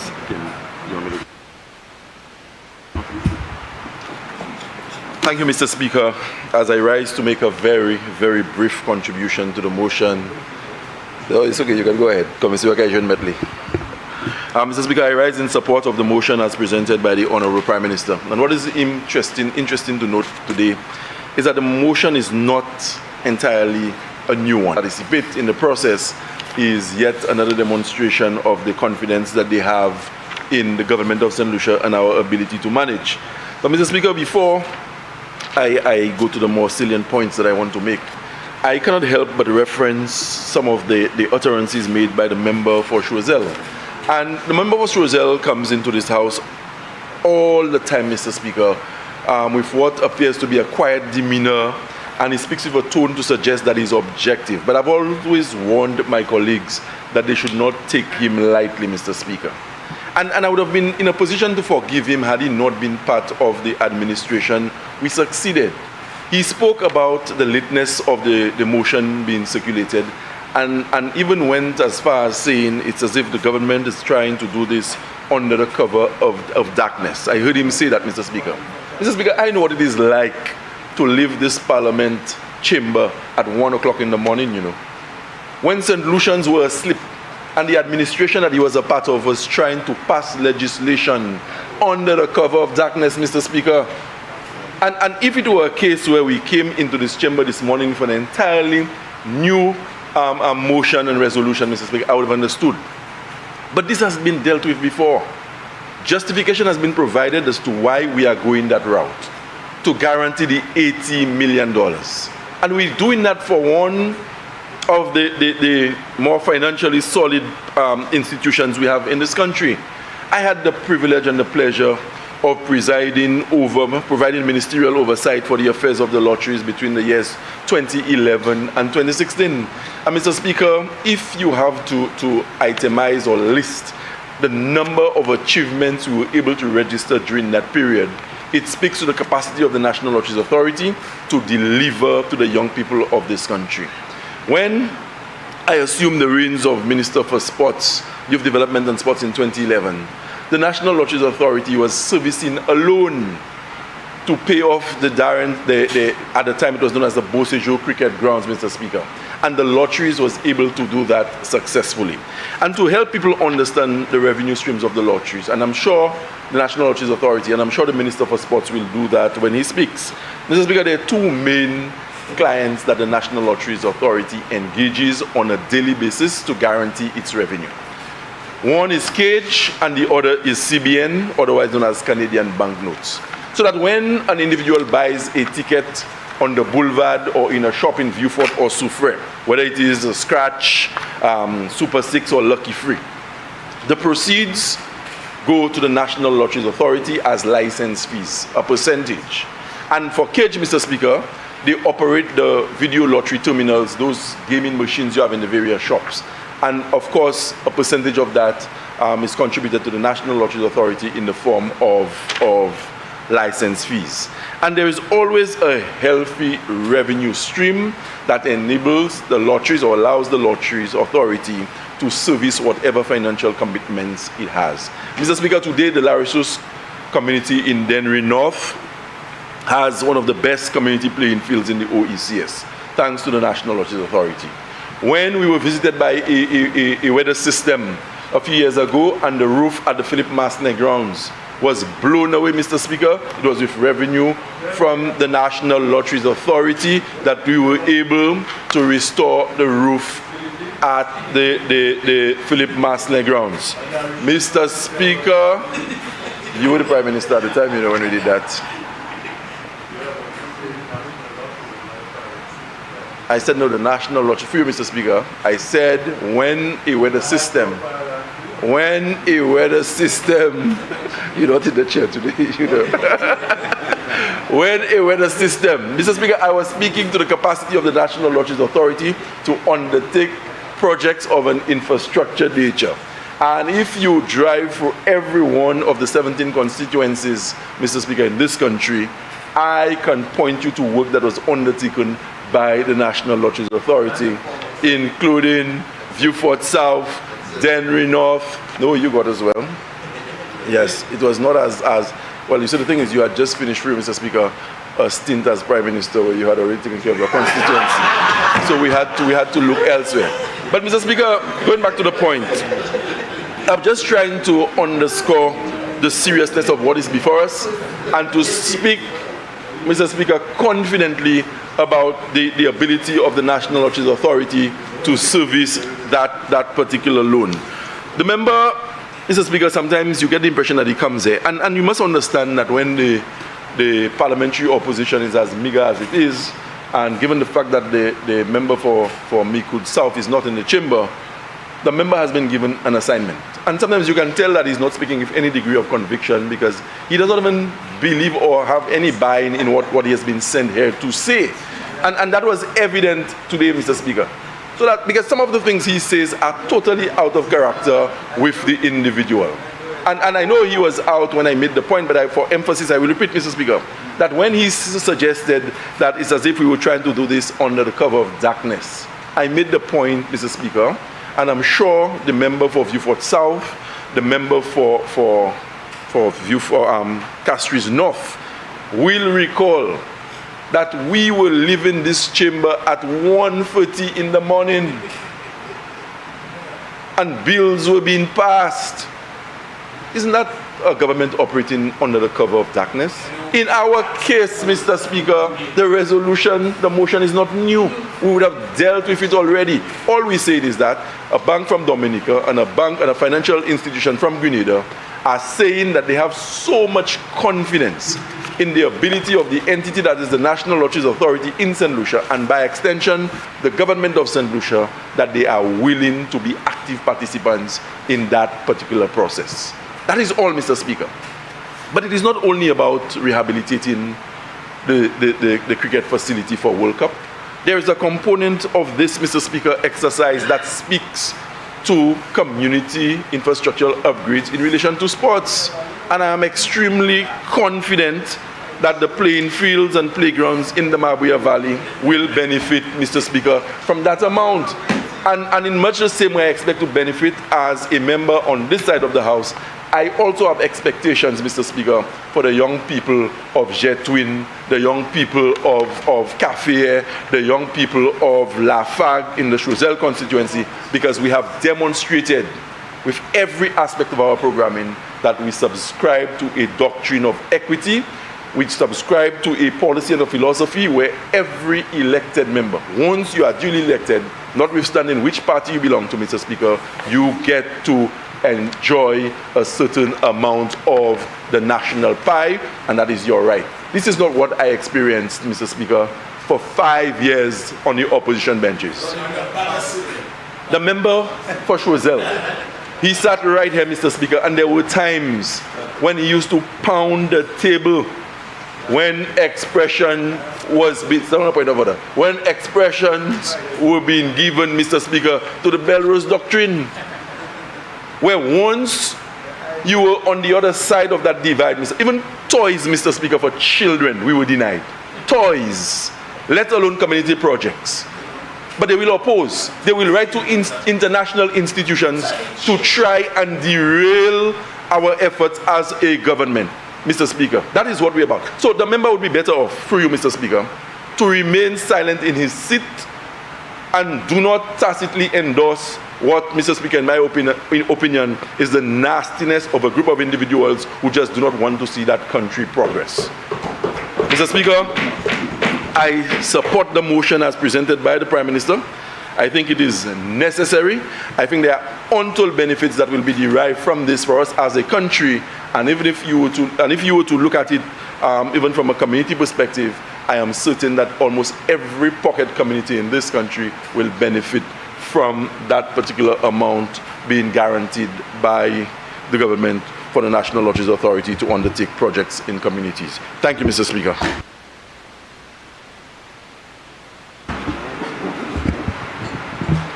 Member for Grizzly.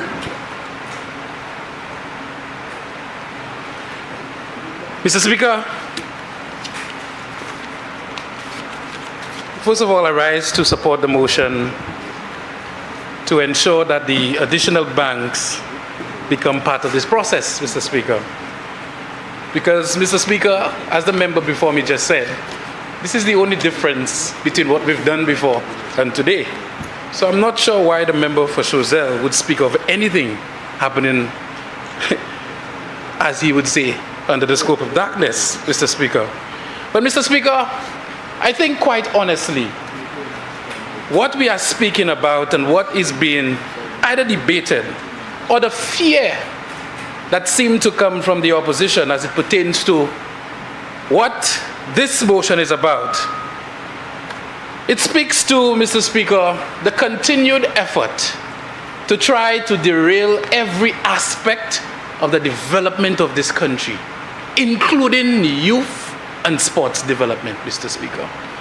Mr. Speaker, you heard a member for Castries East speak of a former prime minister who would burn a house to kill a rat. But in this instance, he would burn a 15-story building to kill an ant, Mr. Speaker. This is what this is, Mr. Speaker. Because there's nothing untoward happening there, Mr. Speaker. Mr. Speaker, this speaks to the brilliance of the Minister of Finance that we currently have in this country, Mr. Speaker. The brilliance. This is all it is.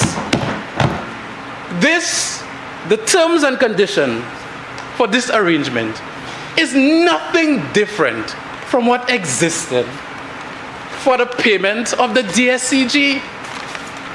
Nothing different.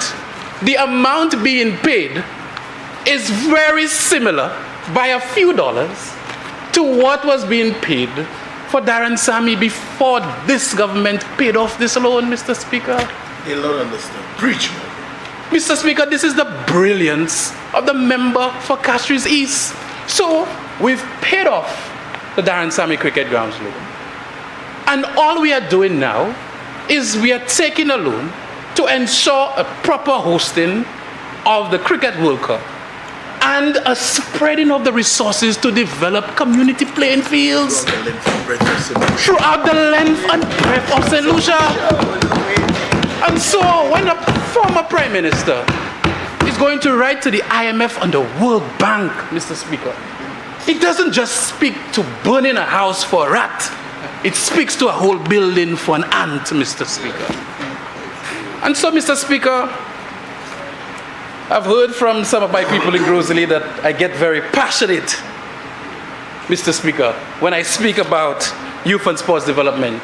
But I don't have a choice, Mr. Speaker, because it really irks me to see what the level of discussion is about this country when all this government is doing is bettering the lives of the most basic individuals on the ground, Mr. Speaker.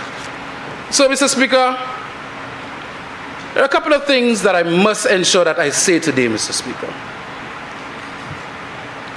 In obtaining a loan, and I've said this, I've alluded to this, Mr. Speaker, every single aspect of your business or you as an individual is asked for by the bank. Sometimes we say they ask for everything and too much, including your balance sheet, Mr. Speaker, including your cash flow statements, Mr. Speaker.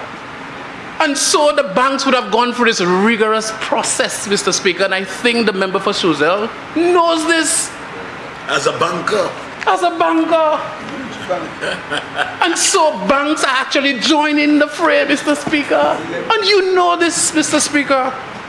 And so when I sit down and I hear those arguments, I believe and I concur with the member for Denry South that instructions are given to this member. He does Denry North, Mr. Speaker. Instructions are given to this individual and he just regurgitates what's being said, Mr. Speaker, because I refuse to believe that that is his conviction, Mr. Speaker. Mr. Speaker, there are a couple of facts. The value of Darren Sammy Cricket Grounds before, Mr. Speaker, before the upgrades exceeded $95 million, Mr. Speaker. Exceeded before. And I want to say to all of St. Lucia that the most basic common sense tells you that after you've upgraded a facility the value of the facility will go up exponentially, Mr. Speaker. Mr. Speaker, to put it in layman's terms, if you buy a house, Mr. Speaker, and it's a bit of a fixer-upper, by the time you upgrade that house, Mr. Speaker, the value of that house will go up exponentially, Mr. Unless Speaker. the leader of the opposition bring it. Yeah, well, that's right. And so, Mr. Speaker, the upgrades at the Darren Sammy, much needed. The technological upgrades of this facility, which was not done since 2007, Mr. Speaker, is only going to ensure that St. Lucia is in a position to host not just this World Cup, but any global sporting event in our future. And this is what we are doing, Mr. Speaker. And so, I sometimes wonder, Mr. Speaker, if we listen to ourselves and if we have our own convictions, simply because, as he rightly said, he have private conversations. And in his private conversations, he inquired about the Choiseul playing field, Lafargue. But we spoke about it, Mr. Speaker. We spoke about it perfect. I mean, if I lie, say I lie. But we spoke about it to show you the genuine love for all of St. Lucia that this government has, Mr. Speaker. We spoke about a maintenance program that this Ministry of Youth Development and Sports is putting together for all the lights on playing fields in this country, Mr. Speaker, including Lafargue. And so, Mr. Speaker, sometimes I wonder, Mr. Speaker, if we're really genuine about what we are doing, Mr. Speaker. Mr. Speaker, the continued utility of the Darren Sammy Cricket Grounds will be augmented. The upgrades at the facility is very near to completion, and we are about to venture into the external works of Darren Sammy. And even on the external works, Mr. Speaker, the parking facility will be augmented to accommodate court spots in this country. So after you have Cricket World Cup and people leave, the way we have designed the parking, you can have more than 8 small goals competitions or interactions happening. Netball can take place there, Mr. Speaker. Have your futsal, volleyball at the Darren Sammy on the periphery, Mr. Speaker. This is the vision of this government for our young people, Mr. Speaker. And so, Mr. Speaker, we will continue to push on because we know our hearts are in the right place, Mr. Speaker. We are going to carry on, Mr. Speaker. And of course, they'll continue to say, what a wow. Because by the time we get to the VG Sports Complex and we have covered that facility, they will be saying, what a wow, Mr. Speaker. Say, what about baby? By the time we get to the VG playing field and we've lit that playing field, they'll be saying, what a wow. And I see the Prime Minister look at me quickly because Masha Grounds is coming for the people of Masha. By the time we get to the Philip Marsanet Grounds, Mr. Speaker, and we have provided proper lights, Mr. Speaker, by the time we have done a proper surface on the courts, Mr. Speaker, they will be saying, what a wow, as well, Mr. Speaker. And by the time we get to Dennery, Mr. Speaker, where they get their sit-in for the semi-professional league, Mr. Speaker, they themselves, Mr. Speaker, will enjoy those facilities. And when the member for Miku North says, when is coming soon to the people of Miku North, Mr. Speaker. And of course, Leclerc, Mr. Speaker, who justified, Mr. Speaker, the continued development in sports, Mr. Speaker, the playing field, Mr. Speaker. Mr. Speaker, I'll go around the table because if I stop, you can't chew more, Mr. Speaker. Soufre, Mr. Speaker. Soufre, look, some people say, don't say theirs, Mr. Speaker. The court, Mr. Speaker, that has been begged for, let me tell you, the member for Soufre, every single time she sees me, speaks about this court in, what's the name? Zeno. Mr. Speaker. Mr. Speaker, this is what this is about, Mr. Speaker. Communities And we know Bexor, Mr. Speaker. And you know, and let me tell you, the member for ancillary canneries, he don't want me to say it, but he's speaking to me about Venor every time he see me. The Venor court, Mr. Speaker. The canneries playing field, Mr. Speaker. That is what we are doing, Mr. Speaker. And I mentioned the one from Central Castries. Not just the complex, the gardens, the grass street court, Mr. Speaker. When you pass at those facilities, Mr. Speaker, you must find a creative way to get it done. And this Minister of Finance has done it, Mr. Speaker. And that killing them, Mr. Speaker. You pass a point, yes, Mr. Speaker. Mr. Speaker, and Babano, Mr. Speaker. You see I skip Rosalie. Babano, Mr. Speaker. When we go to the constituency of Babano, a vast area, Mr. Speaker, we see what's happening in Lagan, Tibawa, Mr. Speaker. How could you, Mr. Speaker, try to kill this, Mr. Speaker? And so, Mr. Speaker, crossover, Cicero playing field, Grand Ravine playing field, Mr. Speaker, Enchipo, Bellevue, Auger, Mr. Speaker, you should say it again. We probably need some more. But, Mr. Speaker, this is a government that is serious about dealing with social ills in this country. And one of the ways you could deal with social ills is by ensuring that young people have a safe space, Mr. Speaker, to practice, Mr. Speaker, to engage each other, Mr. Speaker. And sports is the answer for doing this, Mr. Speaker. It is the answer, Mr. Speaker, to make them more productive individuals, Mr. Speaker, as it did for me, Mr. Speaker. And so, when you hear somebody discuss on the fact that the IMF is being involved, Mr. Speaker, it really hurts, Mr. Speaker. Because you wonder, what is the ambition of those opposite, Mr. Speaker? And so, Mr. Speaker, we continue to carry on. We continue to develop our facilities. Grand Riviere playing field is coming. And of course, Moshi, we're having our jazz festival tonight. Next year, it will be under lights, with God's prayer. And we thank the Honorable Prime Minister and the Minister for Finance for continuing to put our people first. I thank you, Mr. Speaker.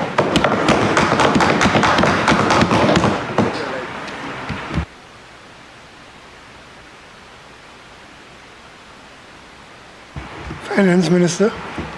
Thank you, Mr. Speaker. Mr. Speaker, I want to thank members for supporting this resolution, Mr. Speaker.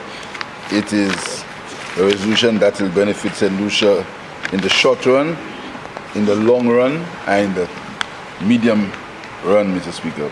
Mr. Speaker, just to disagree with the member for sure on risk, why would another bank want to get involved in a risky project? And a bank would not get involved in a project that's risky. The bank would keep its money for non-risky projects, Mr. Speaker. But, Mr. Speaker, I guess the opposition must say something. So I believe in the right of the opposition to say things, Mr. Speaker. And then in that case, the member of social is saying things as opposition.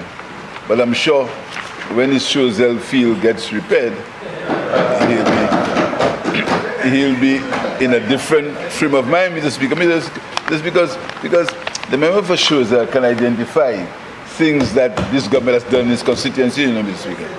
You can identify, Mr. Speaker. And we have identified the work we've done in tourism, the work we're doing in the fisheries complex, the work we're doing in the schools, the work we're doing now in his playing fields. The member of Chozel cannot speak to the discrimination that we suffered when we were in opposition. He can't speak to that, Mr. Speaker. But it's because, Mr. Speaker, we believe that St. Lucia must develop as a country generally, Mr. Speaker.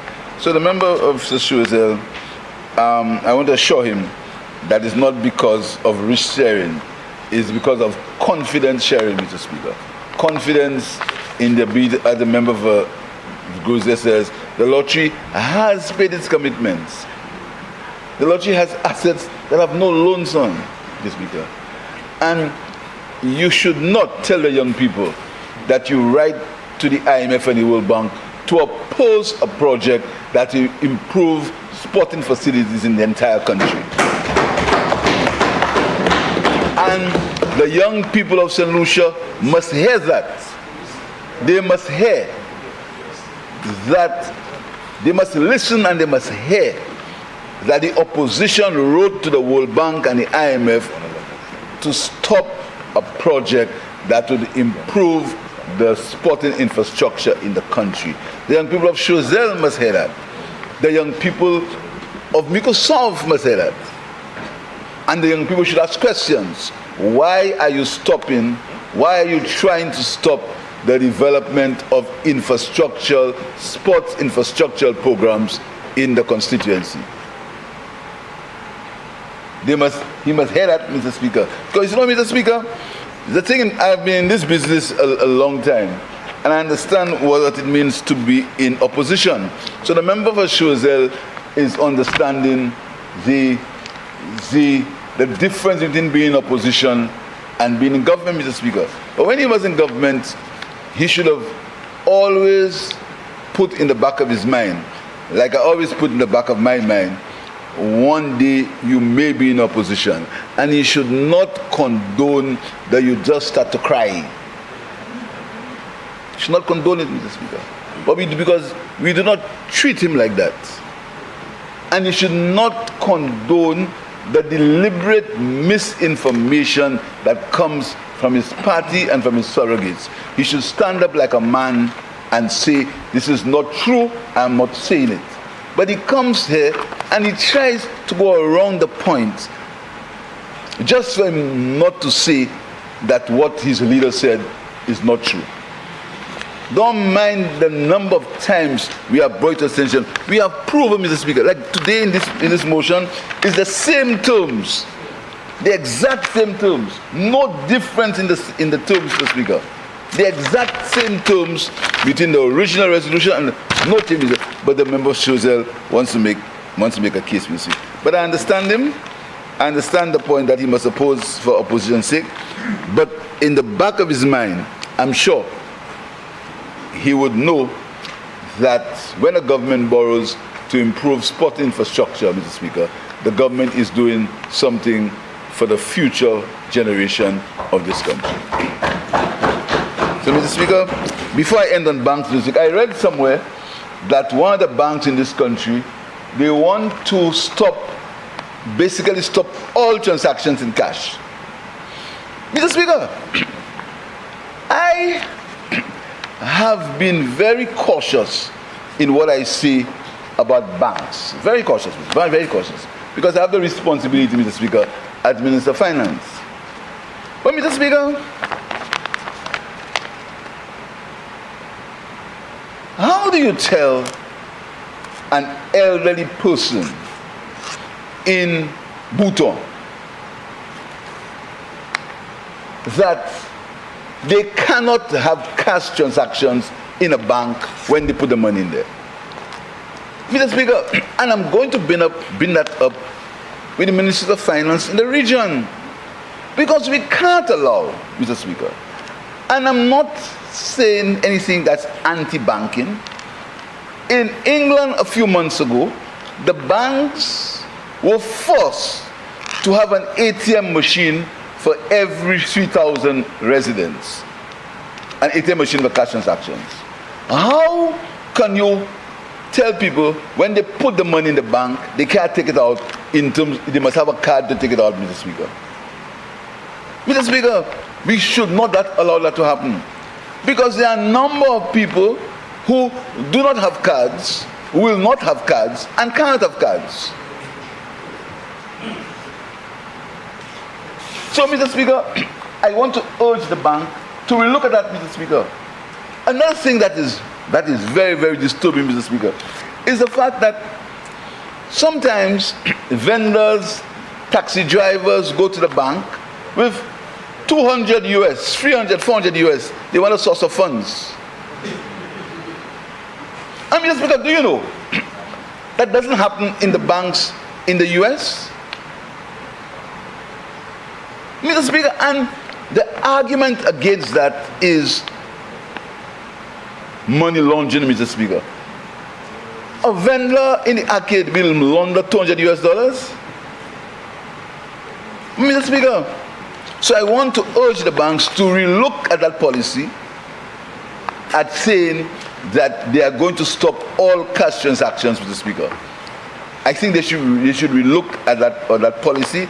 I think it's wrong for the elderly people. I think it's wrong for people who don't have the ability to use plastic in the system, Mr. Speaker. And still on banks, Mr. Speaker, I also want to make a small point, if you allow me, on Jean Leon at the Caribbean Development Bank, Mr. Speaker. A small point. Mr. Speaker, when you're a small island, Mr. Speaker, the goalpost is shifted for you all the time, Mr. Speaker. Everything we try, Mr. Speaker, the goalpost is shifted. We were in financial services, the goalpost was shifted for us. We went in the CIP program, and with the help of the opposition, they're trying to shift the goalpost on us, Mr. Speaker. Everything we do, the goalpost is being shifted so that we can remain in a state of complete submission, Mr. Speaker, to more powerful powers. So Jean Leon, and I've made that point before privately, the Prime Minister of St. Vincent made it publicly, but I've made it privately among the Board of Governors. Jean Leon was removed from his job by 3 people on a whistleblower accusation. 3 people, 3. The governors were not informed that that was going to happen. This is the president of a bank. The president of a bank. 3 people walk in this office and tell him, give up his laptop and give up his telephone because there's a whistleblower complaint about him. St. Lucia was not one of the 3 countries. But, Mr. Speaker, we need to respect our institutions, but we also need to respect the personnel in our institutions. So I did not go public at the time because I thought that good sense would prevail, and it was not possible for 3 people to cause the president of a bank, a man of the caliber and the status of Jean Leon, to basically lose his job. That happened, Mr. Speaker. And I'm a supporter of the Caribbean Development Bank. The Caribbean Development Bank is an august institution. But some of the rules that are implemented in that bank needs to change. There is nowhere in the world can 3 people, without consulting the governors, ask the president of a bank to go home. And these rules must be looked into. So we've lost Jean Leon. Jean Leon did not wait for the outcome of the investigation. He left. He resigned, Mr. Speaker. And then the investigation was done by a foreign firm. And the lawyers that were used to prosecute him were foreign lawyers. The bank didn't find it fit to use any regional lawyers, Mr. Speaker. And when I caused the resolution at the Board of Governors to get a second opinion on the first opinion of these foreign lawyers, I was outvoted.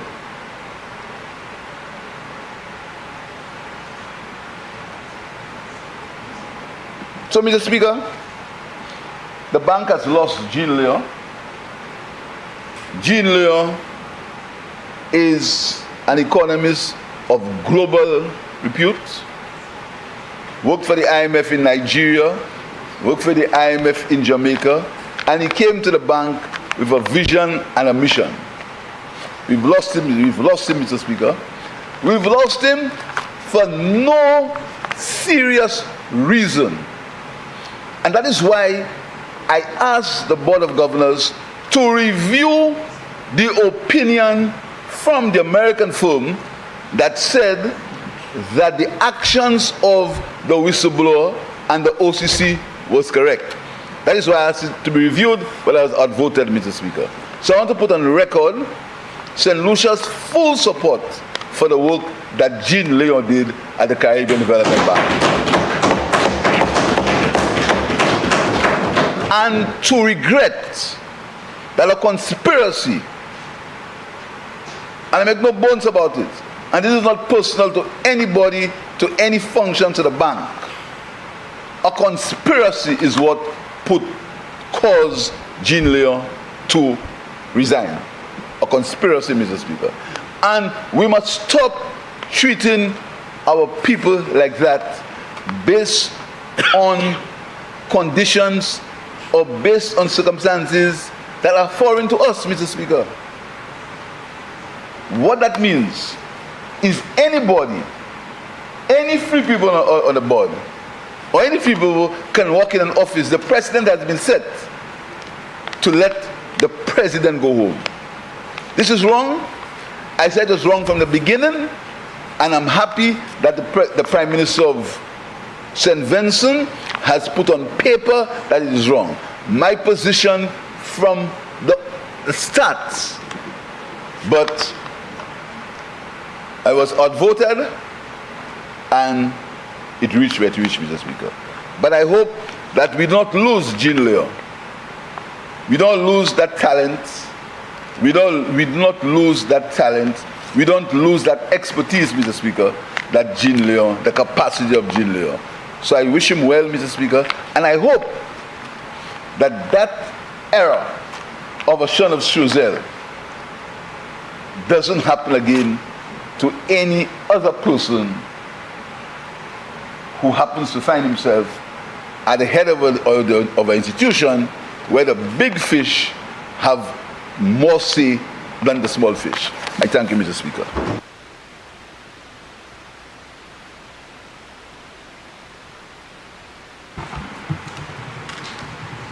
Honourable members, the question is that Parliament revokes the Public Finance Management Act, a resolution of Parliament to authorize the Minister for Finance to guarantee borrowing by the National Lotteries Authority from the First National Bank St. Lucia Limited to assist with the Youth and Sports Infrastructure Program, published as Statutory Instrument number 41 of 2024. And be it further resolved that Parliament authorizes the Minister of Finance to guarantee a loan in the amount of EC $80 million from the First National Bank St. Lucia Limited, Grenada Cooperative Bank Limited, and the First National Bank of Dominica, the banks, to the National Lotteries Authority to assist with a youth and sports infrastructure program, including the preparation for ICC Men's T20 World Cup. Be it further resolved that the loan is repayable by the National Lotteries Authority in 15 years in biannual payments of $3,571,993.78, inclusive of interest at a rate of 4% per annum for the term of the loan.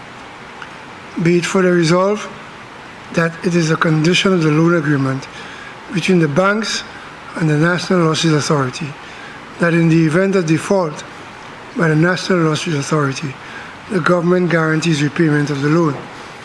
And be it further resolved that the terms and conditions of the guarantee are that A, the National Lotteries Authority repays the loan in accordance with the loan agreement, and in the event of default and on demand, the loan is immediately repayable by the government, and B, the guarantee continues in full force and effect while the loan remains unpaid, including during the period of the loan, that is in 15 years, commencing from the date of the signing of the loan agreement. Be it further resolved that the guarantee sets out the provisions applicable to A, taxes, B, representations and warranties, C, procedures for amendments or modifications of the guarantee, and D, severability. I now put the question, as many as of that opinion say aye. As many as of a contrary opinion say no. I think the ayes have it. The ayes have it. Minister for Finance. The Speaker, I beg to move the following motion standing in my name. Whereas it's provided by Section 63(1)(a) of the Public Finance Management Act, Cap 15, 101, the Act, that the Minister of Finance may, by affirmative resolution of Parliament, borrow from a bank or other financial institution for the capital or current expenditure of government. And whereas further provided that under Section 64 of the Act, that money borrowed by the government must be paid into and form part of the consolidated fund.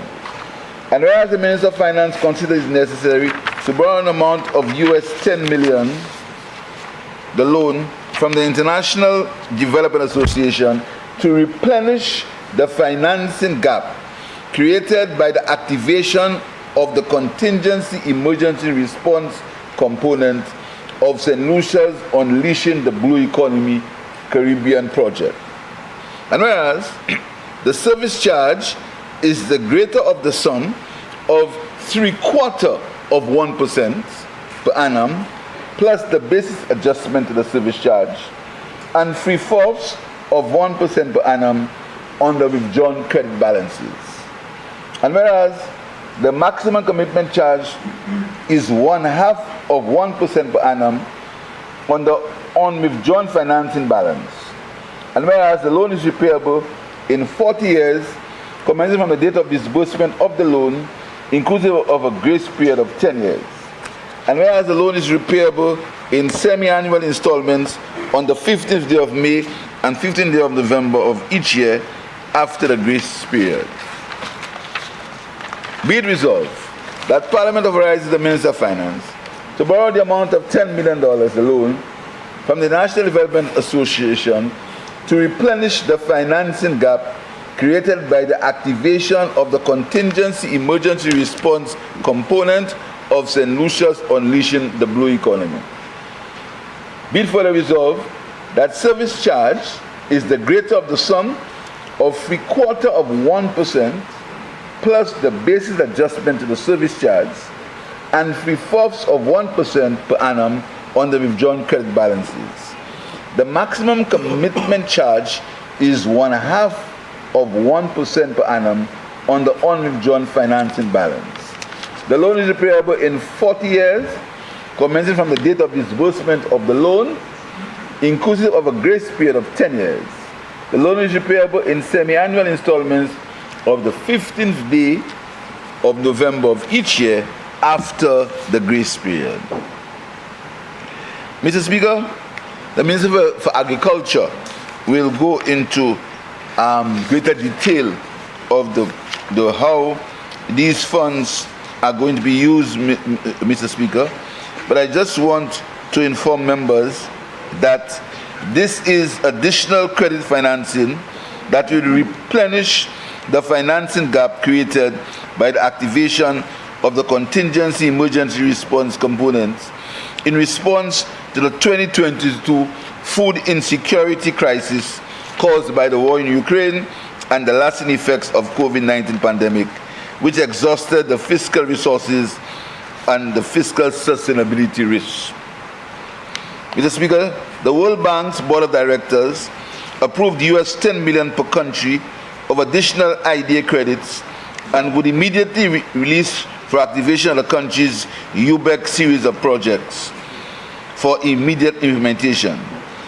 That was activated in May 2023. And this is why, Mr. Speaker, that this $10 million is not included. This is new money. This is new money for the agriculture sector to deal with food insecurity crisis. It will be used in livestock, it will be used in vegetable production, and be used in fisheries. It's a direct input into the agricultural sector, Mr. Speaker, which the minister will outline to you, Mr. Speaker. What's important, and the member for sure, and that is the government's strategy in terms of borrowing. We went to the market this morning for $64 million for financing on bonds and short-term paper. But now we go into the market for a long-term loan for 40 years. And the interest rate for that loan, Mr. Speaker, is 0.75% per annum and 0.75% per annum. And the maximum service charge, the maximum, is 0.5% per annum on the withdrawn balance. And it's a 40-year loan, Mr. Speaker.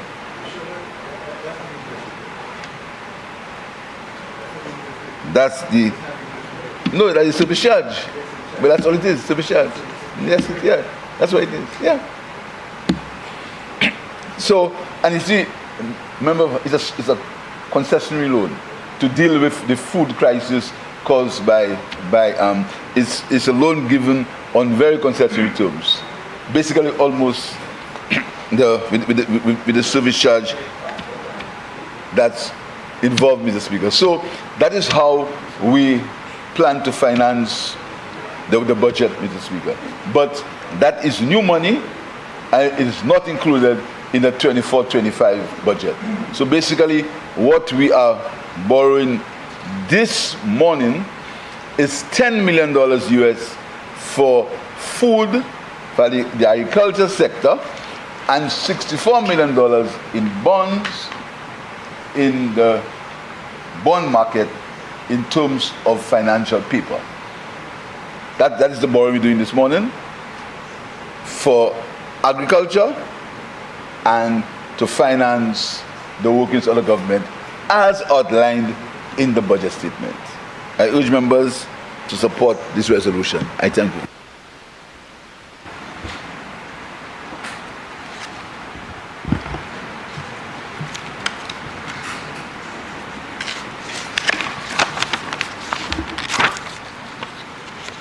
Honourable members, the question is that Parliament authorizes the Minister for Finance to borrow an amount of US $10 million alone from the International Development Association to replenish the financing gap created by the activation of the Contingency Emergency Response component of St. Lucia's Unleashing the Blue Economy of the Caribbean project.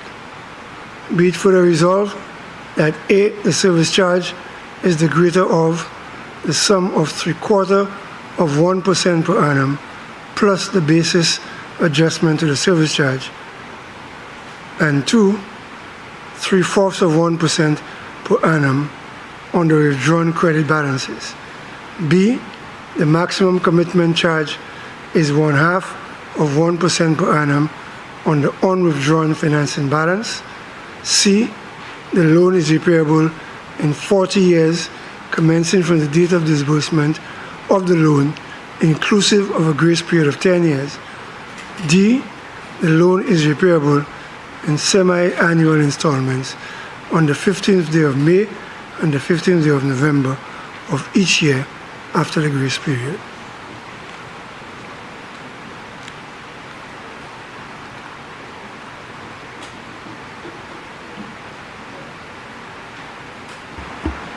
Member for the Henry South. Mr. Speaker, I stand in support of this motion to borrow, for the Parliament to borrow a sum of $10 million US from the International Development Association for St. Lucia's Unleashing of the Blue Economy of the Caribbean UBEC project.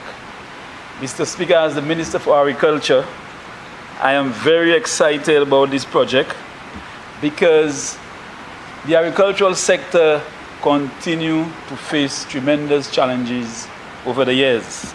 And Mr. Speaker, in the last 2 years to 3 years, we experienced the impact of COVID on the agricultural sector, and as a result, also the issues of the war in Ukraine. Mr. Speaker, when I came in as Minister for Agriculture, my first attempt was to engage the various stakeholders in the sector. And I recall every single farmers meeting that I attended, the call was, we need support for agricultural inputs. At the time, Mr. Speaker, a 25 kg bag of fertilizer that was being sold for $48 EC was up to $105 EC.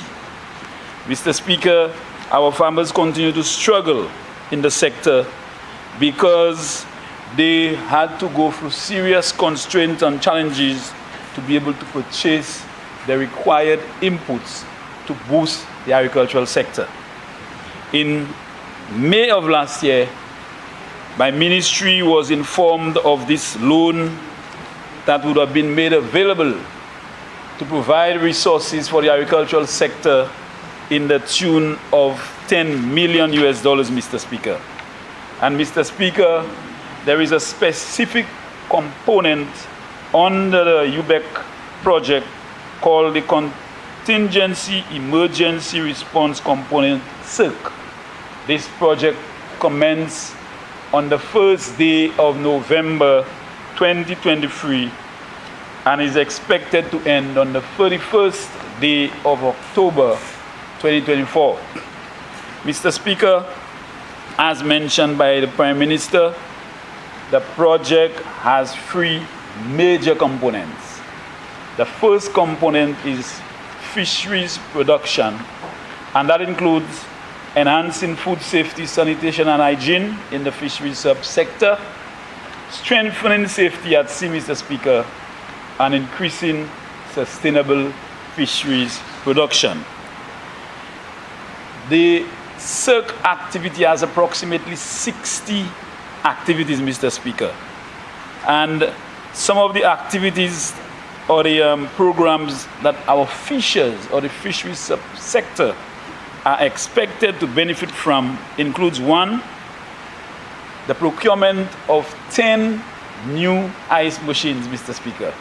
We will be placing an ice machine in every landing site, and that includes Ancillary, Soufrière, Rosile, Micoud, Vieux-Fort, Labrie, and of course, Dennery South. Mr. Speaker, we are also will be procuring another 10 additional what we call fisheries aggregating device, what we call the FAD. And Mr. Speaker, we've been installing FADs in various parts of the country, and our fishers are very, very happy because they are benefiting tremendously in terms of their catch. And it is reducing the cost of fuel by having to go way out there when they can travel 2 or 3 miles from shore and actually get a good catch. We have a second component, Mr. Speaker, called the livestock production. And in there, we're going to be increasing livestock production and breeding. We are going to introduce new breeding stocks. We are going to enhance the National Artificial Insemination Program in St. Lucia. We are going to build a small laboratory for handling and processing semen. We are also going to support a stud service, invest in pasture development and nutrition for livestock, establish pasture for forage at the Volet Agricultural Station. Mr. Speaker, just last week, a technical team from my ministry visited the US to select 154 new bloodlines that should be in St. Lucia by the end of May to June, and we are hoping that that will begin the complete operation of the new agricultural station located in Volet.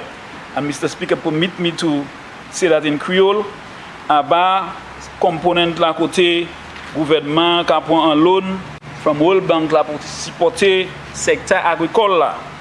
En bas, ça a créé des animaux, livestock production. Nous avons fait un chai effort pour commencer un programme côté Volet Agricultural Station. Ça c'est un côté nous établi après terre, nous tenons livestock station, ça a bossé super fort. Nous avons point pour développement cheval et puis nous avons l'autre côté à Mikou. Et puis nous avons mené ces animaux neufs là pour nous commencer un breeding programme côté monde qui sa vini et acheter petits animaux comme cochon, comme bouit, comme mouton. Nous avons quoi ça qui aider nous en chai pour ça nous va créer improve livestock sector in St. Lucie. We want to reduce on our food imports, and that is one program, Mr. Speaker, I'm hoping will help our farmers in terms of improving the livestock development. Mr. Speaker, currently we are experiencing a serious drought and our livestock farmers are suffering as a result of the unavailability of water. And so, Mr. Speaker, under that program, we've procured 500 1,000-gallon water tanks. And 2 weeks ago, Mr. Speaker, we've begun disbursing those water tanks to our livestock farmers. Mr. Speaker, the program continues under the crop component. And there we are going to extend land preparation services. We are going to increase availability of planting material and farm supplies to enhance productivity. Mr. Speaker, under that program, the SIC component, we've distributed 34,000 bags of fertilizer to more than 3,500 farmers in St. Lucia.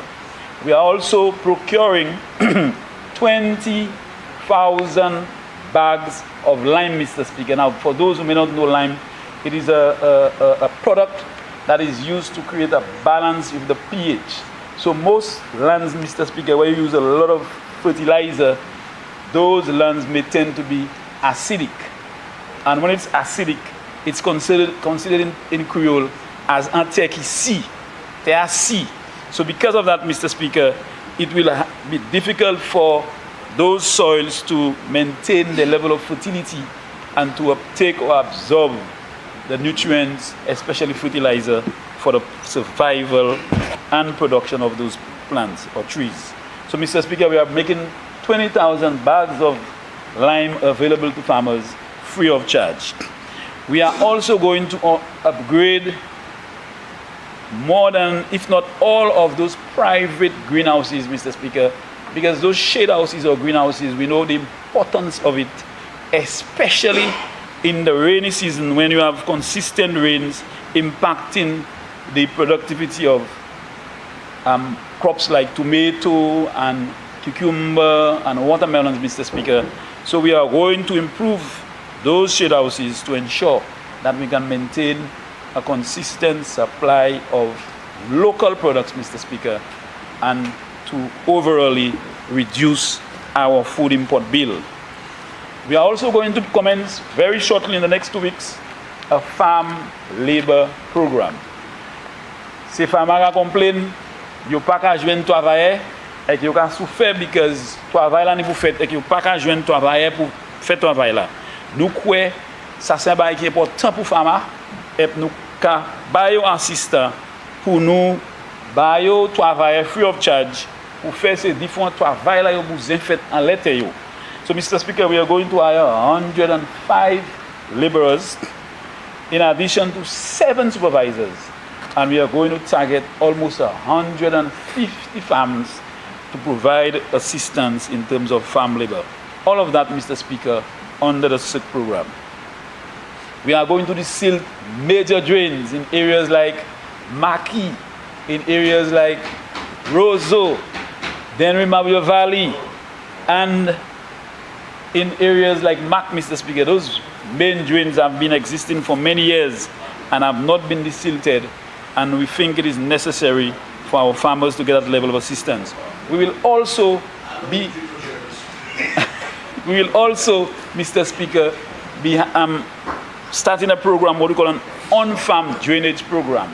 There are specific farmers who are in areas prone to flooding, and the lateral or primary drains needs to be cleared or maintained, and we are going to make financial assistance available to those farmers to assist in those drainage and for drainage assistance, Mr. Speaker. So, Mr. Speaker, we have started this program. This program is one I believe that will impact the sector at a time when we are faced with tremendous challenges. Mr. Speaker, climate change will continue to impact negatively on the sector, and we must build resilient so that we can maintain and increase and secure our food so that we do not have to import most, if not all, of the foods that we can grow in St. Lucia. Mr. Speaker, I'm very excited about the project, and what I've been doing in the last 3 months, Mr. Speaker, to ensure quick implementation. I meet the key people involved, the PIU and other persons in the ministry, Mr. Speaker, to update me on a fortnightly basis to ensure that we identify the challenges, we identify the problems, to ensure that this project is implemented swiftly, Mr. Speaker. Mr. Speaker, I want to call on our farmers. We will not be able to give every single farmer a water tank. We will not be able to give every single farmer farm labor. But, Mr. Speaker, we are doing our best to ensure the farmers who need it most, we will provide them with that level of support. So, Mr. Speaker, I stand as the Minister for Agriculture to support this motion, and I want to take time to thank the World Bank, to thank the team in my ministry, the PIU, and all those involved to ensure that this project is a success. Thank you, Mr. Speaker.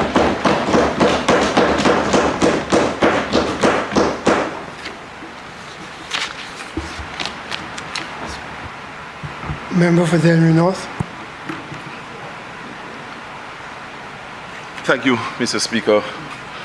Mr. Speaker, I stand in support of the motion that is before the House, as presented by the Honorable Prime Minister. And, Mr. Speaker, further clarification was provided by the line Minister, Minister for Agriculture, and Parliamentary Representative for Dennery South. And, Mr. Speaker, I stand as the parliamentary representative for a community that has predicated almost all of its successes in the past on the farming sector. A lot of what you see in the Dennery North constituency today, Mr. Speaker, in terms of what people were able to achieve by way of property would be as a result of the direct involvement in the agricultural sector, banana production to be more precise. But since the demise of the banana industry, farmers had to diversify, and it has been an uphill struggle for a lot of farmers, Mr. Speaker, who are still, after such a long time, still trying to make the adjustment in vegetable production or cultivation and livestock rearing. So when the motion was presented and the House was told that we are seeking to acquire $10 million to inject into the agricultural sector, Mr. Speaker, this would definitely receive the support of the member for Dennery North, given that a lot of my constituents are still directly involved in farming as a form of livelihood. And the money, Mr. Speaker, is being sourced from the World Bank, the International Development Association. And what we were not told, and I probably should touch on, is the fact that the UBEC, on unleashing the blue economy in the Caribbean, has several components to it, and agriculture is only one of them, Mr. Speaker. I can tell you from the standpoint of the Minister responsible for sustainable development that there is a solid waste management component to the UBEC, and in the coming months, the St. Lucia Solid Waste Management Authority, working with its parent agency, the Department of Sustainable Development, this department stands to benefit tremendously from resources that we will be getting from the UBEC. But today the focus is on agriculture, $10 million, Mr. Speaker. And I am extremely happy as the parliamentary rep for Dennery North when I hear that 500 tanks, water tanks, would be given to farmers under that program. And we're not talking about tanks, Mr. Speaker, that can fit in a trolley in the supermarket, but tanks of the capacity of 1,000 gallons. And as we speak today, if you drive particularly through the rural parts of this country and in areas where the rainfall has not been substantial, Mr. Speaker, there is visible evidence of the impact that this dry spell is having on the natural vegetation, let alone the crops that are being cultivated by farmers. And so when I hear farmers receiving 500 tanks, it can only help them and put them in a position where they can produce more, trying to set up their own irrigation systems and whatever technical support they can get from the Taiwanese and the Ministry of Agriculture. Mr. Speaker, je voulais dire en créole. Je voulais dire qu'aujourd'hui, la motion qui est devant le Parlement, c'est une que nous avons joint comme pays $10 million américains, ça nous a créé US. Et là, ça a allé directly en secteur agricole, que farmer qui joignent en pile assistance hot gouvernement. Et je dis ça pas seulement puisque moi c'est un membre en gouvernement, mais moi c'est un monde qui a eu élection 3 coups dans la community que plusieurs monde qui a fait jardin et qui a tapé l'argent pour nourrir et pour occuper famille en affaires agricoles qui c'est figure à planter ou si c'est l'autre dans oui ou monde qui ni animaux yo ka nourrir. Mr. Speaker, ministre là il était présenté, il dit that gouvernement nous buy farmer à peu près 24,000 sacs guano, 34,000 bags of fertilizer to boost production and to help farmers produce a lot more than they would have under ordinary circumstances. And to complement the 44,000 bags that the minister referenced, Mr. Speaker, an additional 20,000 bags of limestone would be distributed amongst farmers, because you don't say by that know how I say local by a top guano over an extended period, ça va affecter terre et qui pas en cause ces plants nous qu'a planté pour ça produit qu'on nous voulait. Et là il y a l'autre qualité chimique où ça mettait en terre pour régler ça et pour soulager ça pour bailler farmer terre qui ça produit encore. Mr. Speaker, the minister spoke about the rehabilitation of the greenhouse infrastructure in this country. A greenhouse is a very necessary component of any farm, because what it enables you to do, the greenhouse, is that it puts you in a position where you can control the physical environment in that particular space. You can manipulate the conditions to produce crops even when they are out of season.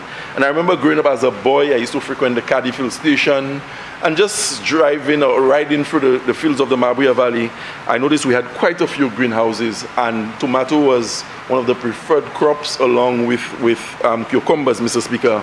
And the quality that came out of those greenhouses was very, very impressive. So when I heard the minister coming here today and giving a commitment that we'll be working with the private farmers of this country to help rehabilitate greenhouses, Mr. Speaker, I am pretty much encouraged by this. Mr. Speaker, I want to put a plug for my constituency that when that particular aspect of the UBEC monies will be expended, that the greenhouse infrastructure in Denrinoff in particular will get some attention and the farmers will get some assistance. And I say this given our topography. We have a lot of flat land, and you need flat land, Mr. Speaker, in order for your greenhouses to produce at the optimal level. So I welcome that particular intervention with greenhouse. He also spoke, Mr. Speaker, about the farm labor program. This is not entirely new to the Labour Party, because under the NICE program that we rolled out between 2011 and 2016, there was a farm labor support program. And I am extremely pleased to note that we're not coming back in the form of NICE, but the concept is pretty much the same, where farmers who sometimes have the ambition, they have the drive, they have the zeal. And il y a chaque farmer qui veut planter, you need to you voulez aller devant, you voulez produire plus, Mr. Speaker, mais pas assez l'argent pour payer moun pour venir travailler ba yo, et puis délai yo deux trois en famille pas assez pour ça faire toutes ces travail là yo besoin faire les femmes là. Et les moyens gouvernement qui mettre un bagage en place côté yo kay employé plus qui yon sans travailler pour travailler en les femmes tout partout en pays. Moi crois ça c'est un bon démarche gouvernement qui a point pour aider les femmes et puis pour aider agricoles. Ministre aussi parlé about glo qui a resté en les femmes. Ça nous a créé drainage problems. Et même UBEC ça qu'on nous a dépensé à peu près 10 millions de dollars américains. L'année en chaque femme, l'année en chaque monde qui a planté, qui a une assistance et puis canal. L'année canal qu'on a fouillé, Mr. Speaker, on a une monnaie puis pelle qui a fouillé. Et là aussi ni canal aussi qui est waterways, qui a besoin d'un petit excavator. Tibako et puis pour fouiller. Ça a été en chai et puis manière nous avons contrôler dans ces diseases là that nous ni affecté les produits. So tout ministre Mr. Speaker, ça me veut dire c'est un pile monde qui a parlé avec le gouvernement qui a fait un pile by touristes, gouvernement qui a fait by gens d'or, gouvernement qui a fait by gens étrangers et pas le gouvernement qui a fait by farmer. On dit nous ca moucher pas juste même qui en caille consiste but whole pays cette ici that nous ca mener 10 millions de dollars américains avec nous mettre ça directly en agricultural sector. Pas que nous payer gros monde pour venir faire consultancy ou monde pour faire report mais là ça va aller en laisser femmes là et ca aller en les mettre ces femmes et nous faire ça Mr. Speaker. En chaque c'est là nous ca dépenser pour acheter manger l'autre pays qui a une cause cette ici qui a chaque dette ça nous va créer a high food import bill. Nous avons essayé. Nous ne pas dire que nous avons solve le problème entièrement, mais si nous avons pharmacie pour les moments que ça produit plus, et que nous avons plus ça, ces pharmacies nous produisent, ça remet nous dans la première position pour contrôler les affaires. Mr. Speaker, I'm excited about the prospects of that particular intervention for the farmers of Denry North and by extension the farmers throughout the length and breadth of this country. Et ce n'est pas seulement que nous avons des farmers qui ont planté, but as I indicated earlier, the livestock farmers stand to benefit tremendously from that particular intervention. Mr. Speaker, with those words, I unequivocally and wholeheartedly support the motion where we borrow $10 million that will directly impact the agricultural sector of our country.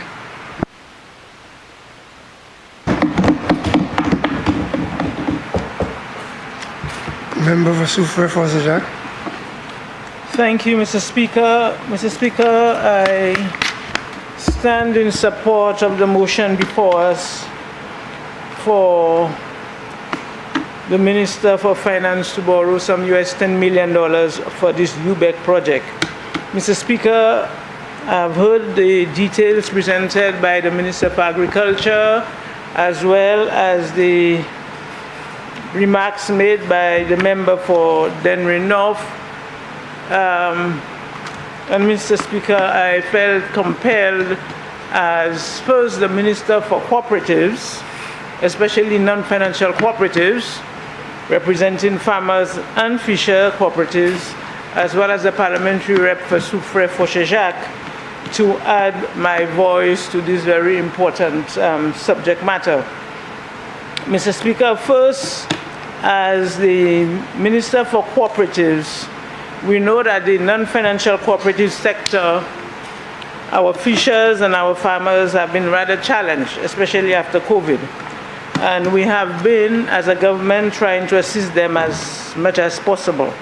So I'm extremely elated when I listen to the Honorable Member for Denry South, Minister for Agriculture, when he outlined some of the projects under this UBEC project, Mr. Speaker, and for our cooperative members, especially for our fishers, the whole issue of purchasing an additional 10 fads is very important for me, Mr. Speaker, because I know as a government, we have installed 10 fads about maybe a year and a half ago, and the feedback I'm getting, especially from my fishers from Barron's Drive, who received one of those fires, is that they are extremely elated and their production has increased tremendously. So I am welcoming in that not only for my fishers in Soufrière, but fishers around the country to ensure that we have an increase in our protein intake for the country, but more than anything else, to also assist them in saving. Because when you have the fads, then you have you use a lot less fuel to go out. So it is extremely important for us. It also has an impact, whether we like it or not, on the tourism sector. Because you have a lot of those persons taking persons on tours, the fads attract special species, and they actually stop there as well. So it has significant implications. In addition to that, Mr. Speaker, for our fishers, I'm hearing the procurement of 10 ice machines.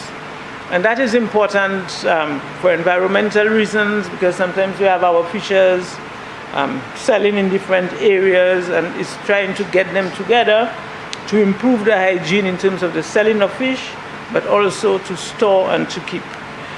For our farmers in particular, Mr. Speaker, my dashing farmers in Font-Saint-Jacques in particular, I know they are very elated. I want to thank the honorable member for Den South, because on 3 occasions, he has met with them, also with the farmers at Myers Bridge. And my 50 farmers in Font-Saint-Jacques, my dashing farmers, have made certain requests, and they have actually benefited by receiving some of the fertilizers there. So I am extremely pleased about that. I'm pleased as well that they're going to get some help with the labor part of that, because that is a challenge for all the farmers, Mr. Speaker. It is a challenge for them to meet the daily cost of maintaining those farms. My farmers in Font-Saint-Jacques made a special request to the honorable member, and that was a community irrigation system. So I am listening there, but I really want to know that this is on the cards, because it's going to impact quite a few persons. The issue of the provision of 2,000 bags of limes is also very important, Mr. Speaker, because one of the issues maybe that we're not doing sufficiently is the testing of soils, so that we can get the technical support. Because you rightly said, our farmers apply fertilizer all the time, but we do not do sufficient testing. So I'm really hoping with the diagnostic lab at Union that our farmers would take advantage of that, and the Ministry of Agriculture would do an island-wide testing of soil so that we can apply the lime properly, so that that can impact our production. With these few words, Mr. Speaker, I also want to speak about the provision of new lifelines, because that is a challenge as well in terms of the feeding of animals, the cost of animal feed. And we are really hoping that we have some plants here that have become a nuisance, but it is supposed to be good for animal feed. So how do the Lucia, how do we use that plant, Lucia?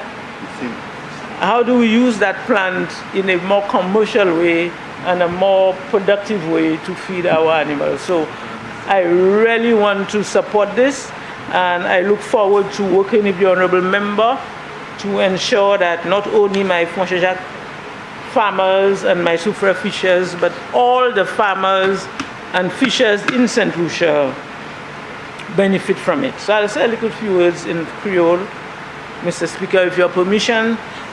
Je dis à la mon content gouvernement qui a regardé pour un loan pour 10 millions américains pour supporter farmers Saint-Lucie et puis pêcheurs Saint-Lucie.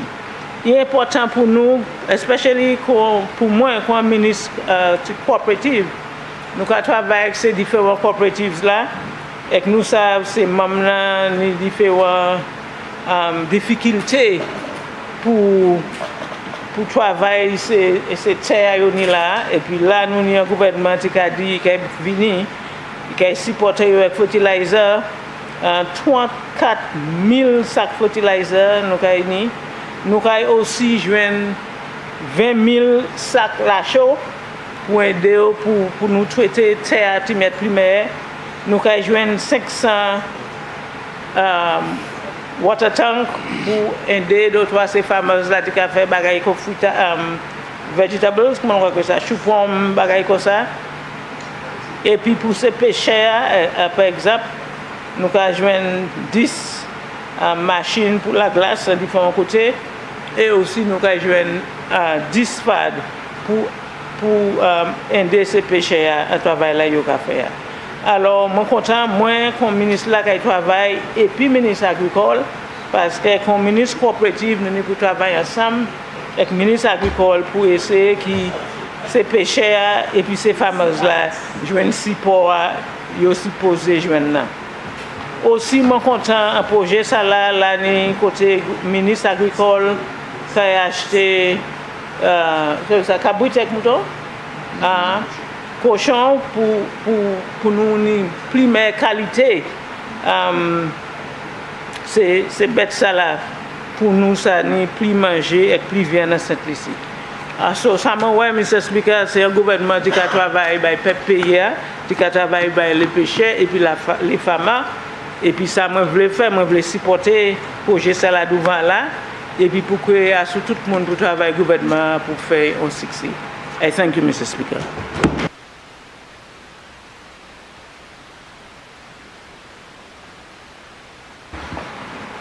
Finance Minister. Thank you, Mr. Speaker. Mr. Speaker, thanks for members. A very important resolution. Mr. Speaker, I just want to say to the banana farmers that the government is increasing.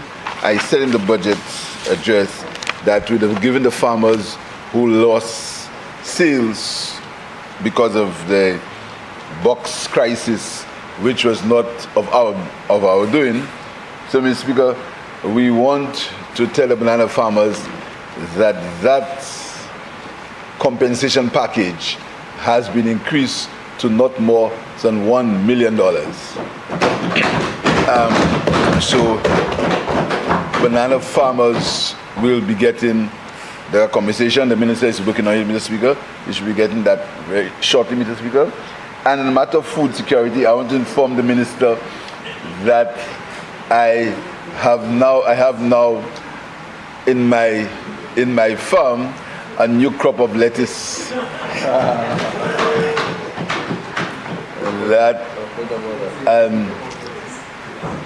and that's to improve my food security, Mr. Speaker. And on Sunday, I missed the minister's jars because I was home tendering to my lettuce and my tomatoes, trying to eat what I grow and grow what I eat. So, Mr. Speaker, I think this is a very important piece of legislation and money worth borrowing. Thank you, Mr. Speaker.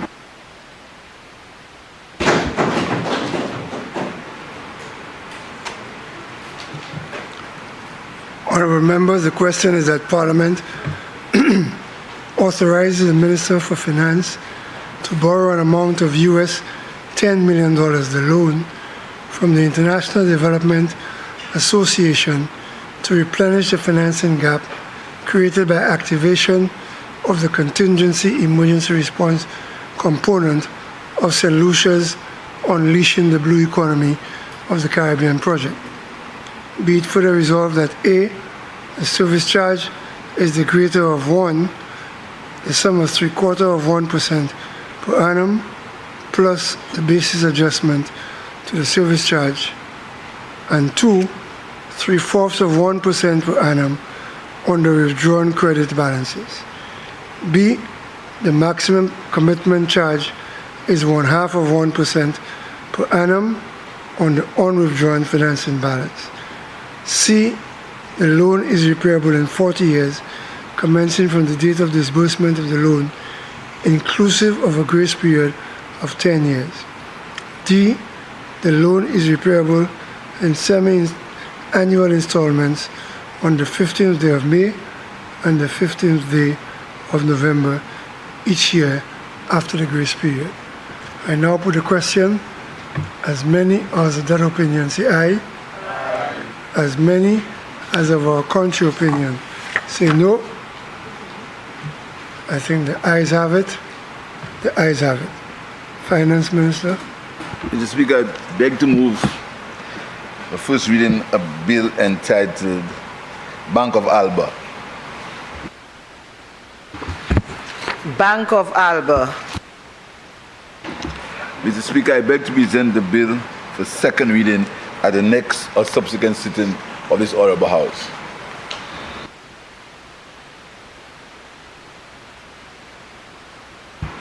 Minister for Home Affairs.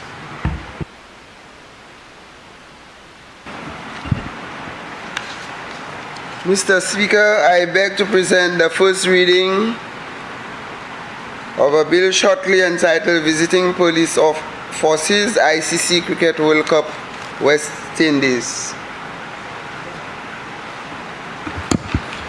Visiting Police Forces ICC Cricket World Cup West Indies.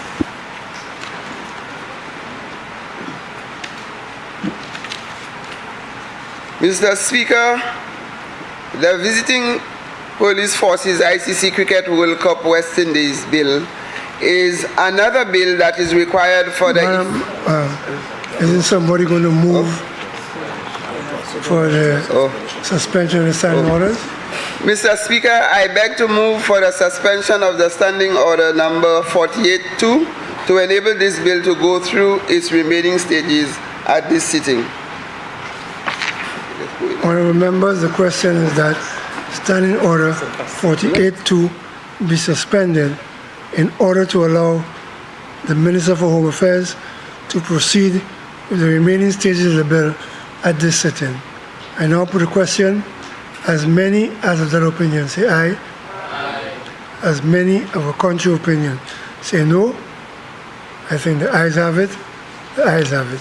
Leave is granted, Minister. Please proceed. Yes, Mr. Speaker. The bill Visiting Police Forces ICC Cricket World Cup West Indies bill. The Visiting Police Force ICC Cricket World Cup West Indies bill is another bill that is required for the efficient staging of Cricket World Cup in June 2024. Mr. Speaker, this bill regulates the performance of official duties in St. Lucia by members of police forces visiting St. Lucia and civilian personnel attached to the police forces during the period of Cricket World Cup West Indies. With the need to ensure that Cricket World Cup is held in safe environments, this bill offers the ability of St. Lucia to allow police forces from other jurisdictions to be in St. Lucia for the period to reinforce the Royal St. Lucia Police Force. This bill is consequently the responsibility of the Minister of Home Affairs. The bill indicates that police forces from the following designated states, that is, member states of the Caribbean Community, associate member states of the Caribbean Community, South Africa, Canada, United Kingdom, France, or the Netherlands Antilles, may be deployed to St. Lucia to assist with security measures during Cricket World Cup. As it relates to the visiting police force, the bill makes provision for the Commissioner of Police to provide operational direction to the visiting police force. The bill also specifies the status of members of visiting police forces, which is akin to a police officer in St. Lucia. Therefore, a member of a visiting police force is immune from prosecution for actions taken in the course of official duties. The Commissioner can issue a certificate stating that the action was done in the performance of official duty and can authorize the carrying of or possession of explosives, ammunition, and firearms to a member of a visiting police force for the discharge of their functions under the bill. Mr. Speaker, the bill contains provisions for the criminal jurisdiction or a court in relation to an offense committed by a member of a visiting police force and for trial by a court having a primary right. The bill is a requirement that must be satisfied in keeping with the host venue agreement between ICC Cricket World Cup and Cricket West Indies, a subsidiary of the West Indies Cricket Board. St. Lucia will be hosting 6 of the matches that will be held on the 15th, 16th, 17th, 19th, 21st, and 24th of June 2024. Claims may be made against a visiting police force in accordance with the bill, which may be settled through arbitration. In relation to taxation, the bill exempts a member of a visiting police force from taxes or salaries, service vehicles, custom duties, and other taxes. Other laws have to be drafted to allow for these exemptions. Mr. Speaker, the bill also provides the minister with the power to make orders that specify the powers that a visiting police force may exercise whilst in St. Lucia. Provision is made in the bill for a coroner inquest, and the minister is empowered under the bill to amend the schedules. The bill expires on 30th June 2024. It is the government's wish to provide all St. Lucians and spectators with the necessary security when attending Cricket World Cup in St. Lucia. Therefore, favorable consideration of this Honorable House to pass this bill is appreciated. The bill must be adhered to by all ministers and departments of government. It will be administered by the Minister of Sports, who has several responsibilities under the bill. The special arrangements required for the staging of Cricket World Cup are provided in the bill. The first special arrangement is that before a playing field, stadium, or other area is used for a match in St. Lucia, the Minister of Sports must declare these areas as a CWC 24 venue in accordance with the bill.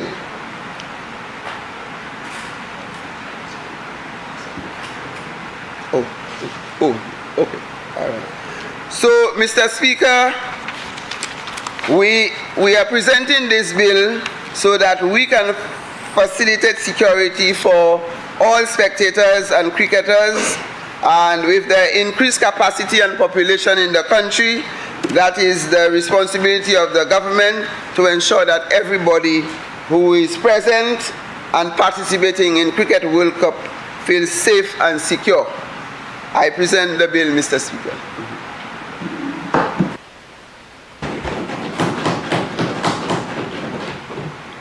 Honourable members, the question is that the visiting police forces ICC Cricket World Cup West Indies bill be read a second time.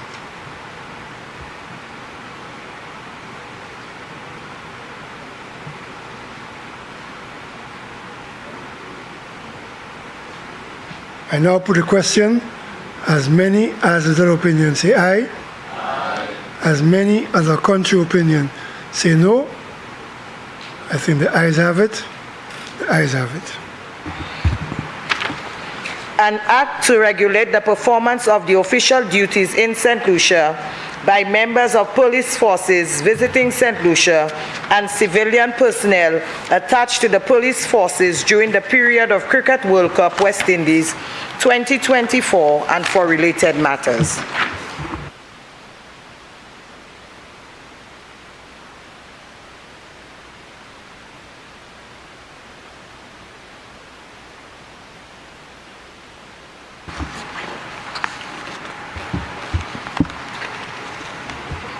Clause 2. Interpretation.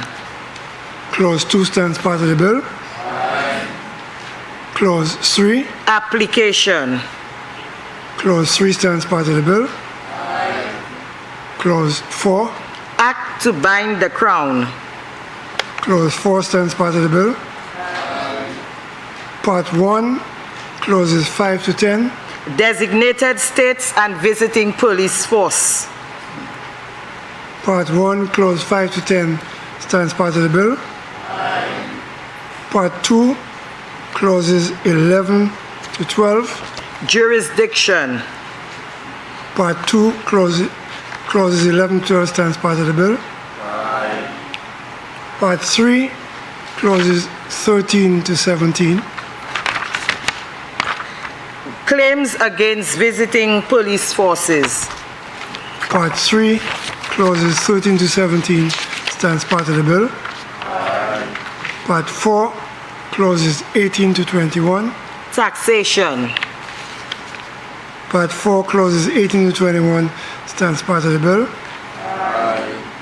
Part 5, clauses 22 to 24. Miscellaneous. Part 5, clauses 22 to 24 stands part of the bill. Schedule. Designated states. Schedule stands part of the bill.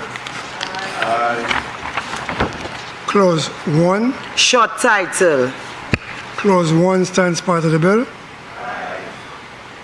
Honorable members, the question is that the committee rises and the bill be reported. I now put the question. As many as of that opinion say aye. As many as of a contrary opinion say no. I think the ayes have it. The ayes have it.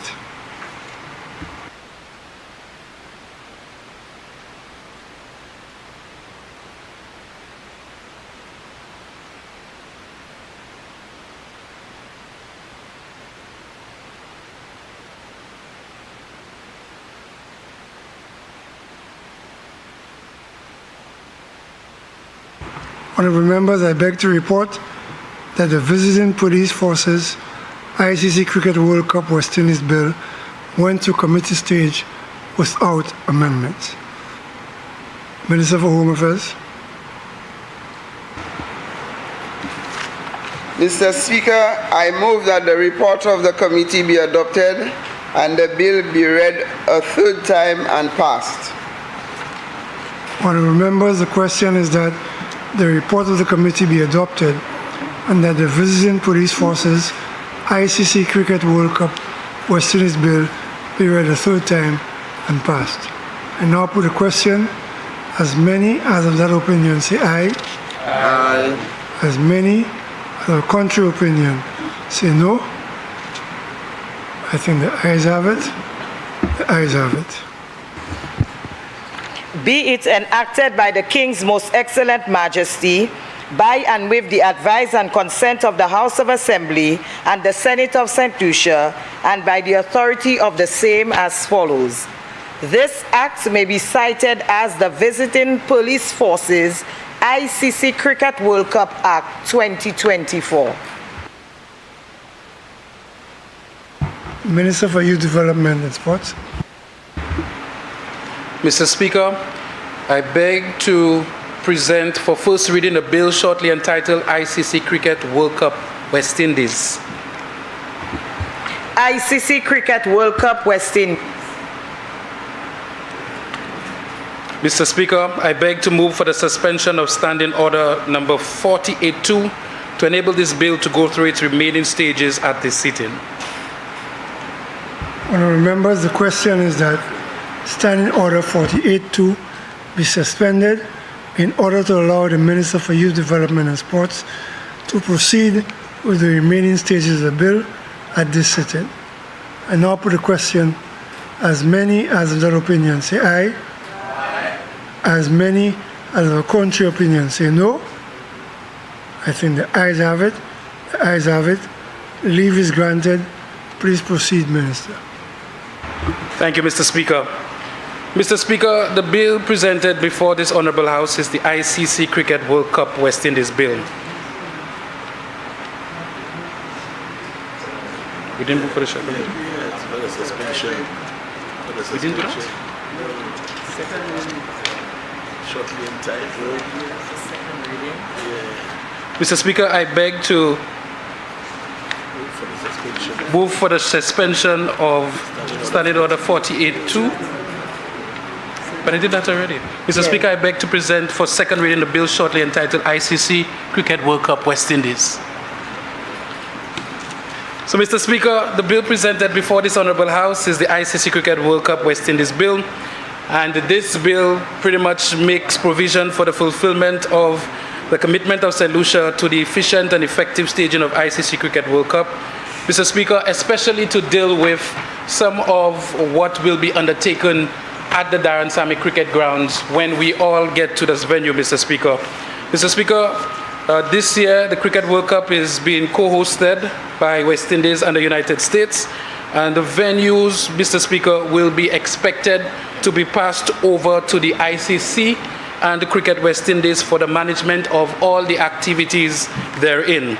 Some of the management will include the management of advertising, marketing, paraphernalia, Mr. Speaker, ticketing, and some other activities, Mr. Speaker. And so today, Mr. Speaker, we are coming here to ensure that we pass this bill, which is requested for every single Caribbean island hosting the Cricket West Indies. This is a standing operating procedure, given the fact that we need to ensure that all the activities are managed in a professional way and a legal way. Mr. Speaker, Barbados recently enacted the bill, and as I said, the other host countries will be passing this very similar legislation. Thank you.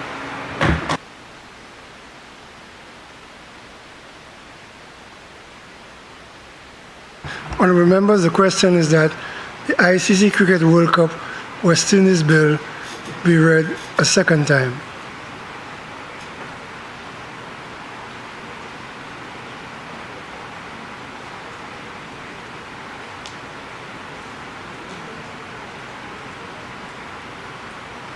I now put the question.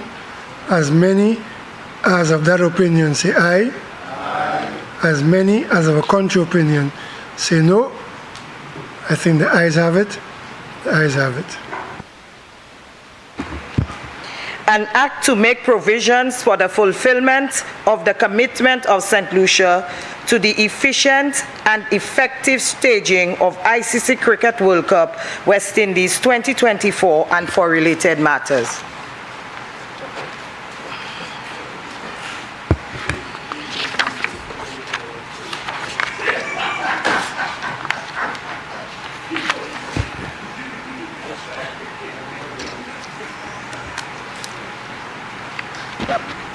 Clause 2. Interpretation. Clause 2 stands part of the bill. Aye. Clause 3. Act to bind Crown. Clause 3 stands part of the bill. Aye. Part 1, clauses 4 to 22.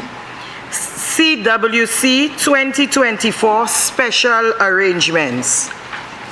Part 1, clauses 4 to 22 stands part of the bill. Aye.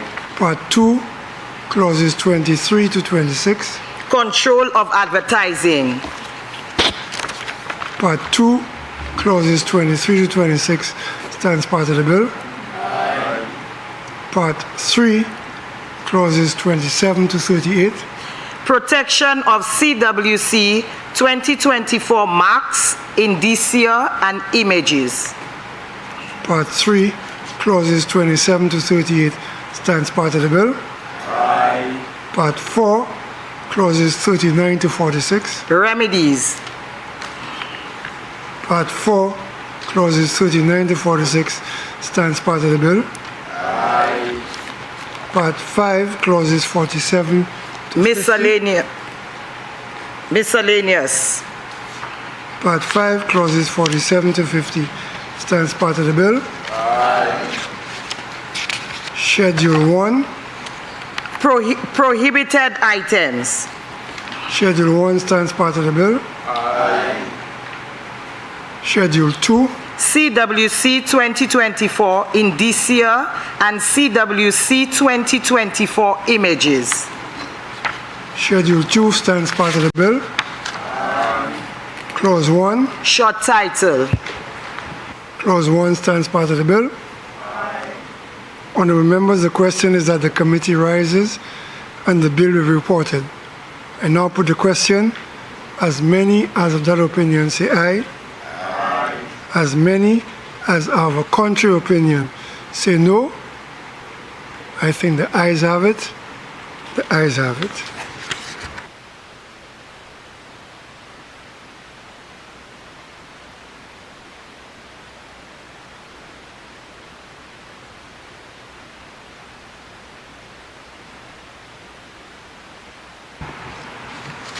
Honourable members, I beg to report that the ICC Cricket World Cup West Indies Bill went to committee stage without amendments. Minister for Youth Development and Sports.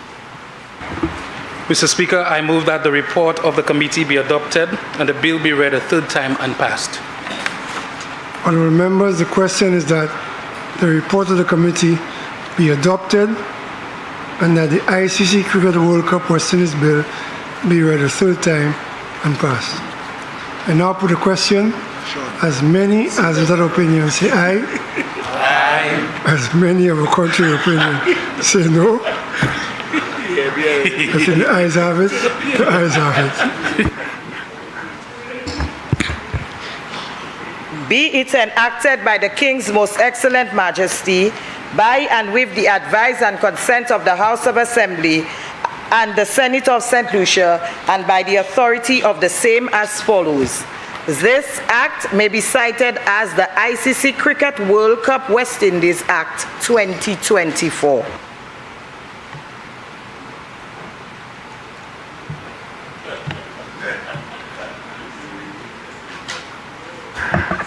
Member for Dennery North, I see it's of some trepidation that you seek the adjournment.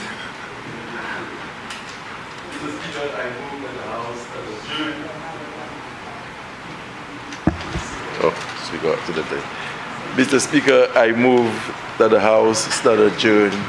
Senate aye.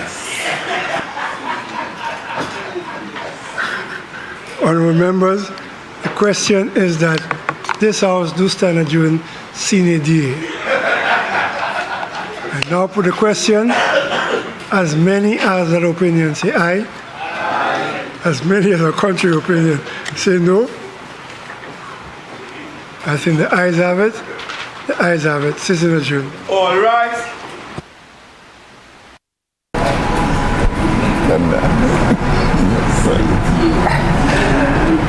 Welcome back to the National Television Network. We just come to the end of today's sitting of the House of Assembly, where we saw 4 motions, 2 bills that we just passed. I want to start at the end. Michael, with the 2 bills relating to the Cricket World Cup. As you know, we will be hosting some matches in the ICC T20 Cricket World Cup, and there were 2 bills that we passed to facilitate some of the requirements for St. Lucia staging some of those matches. The first bill was presented by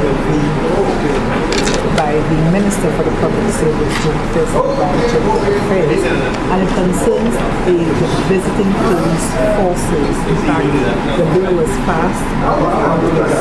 It is called the Visiting Police Forces ICC World Cup Act, and basically this bill just makes provisions for transferring more or less some rights, making it just foreign police officers who are operating on our soil. The second bill relating to ICC Cricket World Cup was presented by the Minister of Sports as the Member of Parliament for Rosalie, Mr. Penson Castle, and it was the ICC Cricket World Cup West Indies, and it has to do with the management of the games. He said that the management of the games was in the hands of the ICC and the United States, and it related to things like advertising and just the management of the games while the tournament is on. So these were the 2 bills relating to the Cricket World Cup. Oui, avec aussi noté à Paris ces billes-là au mentionnaire, la tenue 4 motions. Mais ça qui était deuxième motion qui était plus intéressant. Martha dit c'est plus intéressant, mais c'était bien intéressant. C'est côté le Premier ministre a approuvé en première motion, il a approuvé, même là où nous disons, ça fait cricket World Cup là. Ça c'est go jouer qui chaîne en simplicité, go jouer cricket, c'est en simplicité avec les 100 pays Caraïbes là, changé en l'année 2007, nous tenions même qualité de ça à jouer cricket World Cup en simplicité avec, ça c'est 2007, en 2024, il vit en petit pays West Indies là, en Caraïbes là, avec simplicité, il y en a ces pays qui a chaîne c'est jouer ça, et ça qui est fait en mois prochain, avec, quand on dit, différents simplicité parlement pour approuver différents bagages. Quand on dit ça, la police qui a sorti en l'autre pays avec le business, certains droits. Enfin, chaque différent arrangement pour faire pour faciliter ces mesures-là aussi. Management joué à qu'on nous dit, mais un premier motion ouais va un premier ministre pour passer c'est un bail approuvé pour yo pas payer battre pour certaines marchandises avec bagaille qui can tuer et aussi là une deuxième motion premier ministre a demandé pour prêter 64 millions de dollars en ça il a créé bonds avec en même temps, le Premier ministre a fait à 6 mois qui l'année l'autre 477 millions de dollars qui le gouvernement qui j'ai dans ce système là il dit en chaque monde peut-être que c'est l'argent qui a prêté et qui fait assurer c'est pas l'argent neuf qui a prêté c'est l'argent neuf qui a prêté c'est l'argent 60 millions de dollars pour courir les affaires pays mais ça fait 467,3 millions de dollars qui a fait un bon mais ça c'est l'argent qui j'ai là déjà avec il dit encore il a essayé de garder si ça mettez baisser à ce quantité la théorie toutes ces bonnes salaires qu'il prend. Peut-être vous dire? Yes. The third motion, the Prime Minister spoke on a guaranteed loan for the St. Lucia National Lotteries Authority. Now, the last time the bill was presented and passed, and it was for authorizing the Prime Minister to borrow $80 million from the First National Bank to help in upgrades on the Darren Sammy Cricket Stadium, as well as upgrades on playing fields around the island. But they came into the House today to revoke that prior bill to include this time. To include this time some other lending agencies who would be joining in to finance that $80 million, and the lending agencies was a Dominica Bank and the Grenada Credit Union, a Grenada Credit Union facility. So the Prime Minister said it was the $80 million the $80 million of course would go into the upgrades, and he said it reflected the confidence that the regional banks had in the National Lotteries Authority, to which the member for Choiseul kind of had a disagreement, and he said, well, perhaps there is greater risk, which is why one bank couldn't finance the $80 million, and the Prime Minister, to which again the Prime Minister rebutted and said, well, there is no lending agency which would want to come in and share in risk. Right. So it's a reflection of the confidence that the banks had in the economy of the country, but as well as in the National Lotteries Authority and the track record of having borrowed before and having paid off their initial loan. So basically that motion had just revoked the initial motion involving the First National Bank being the sole lender to to that thing, to that cause. We had a fourth. This was the fourth motion. Oui, la dernière, quatrième motion, c'est à côté gouvernement qui a prêté, c'est prêté $10 millions.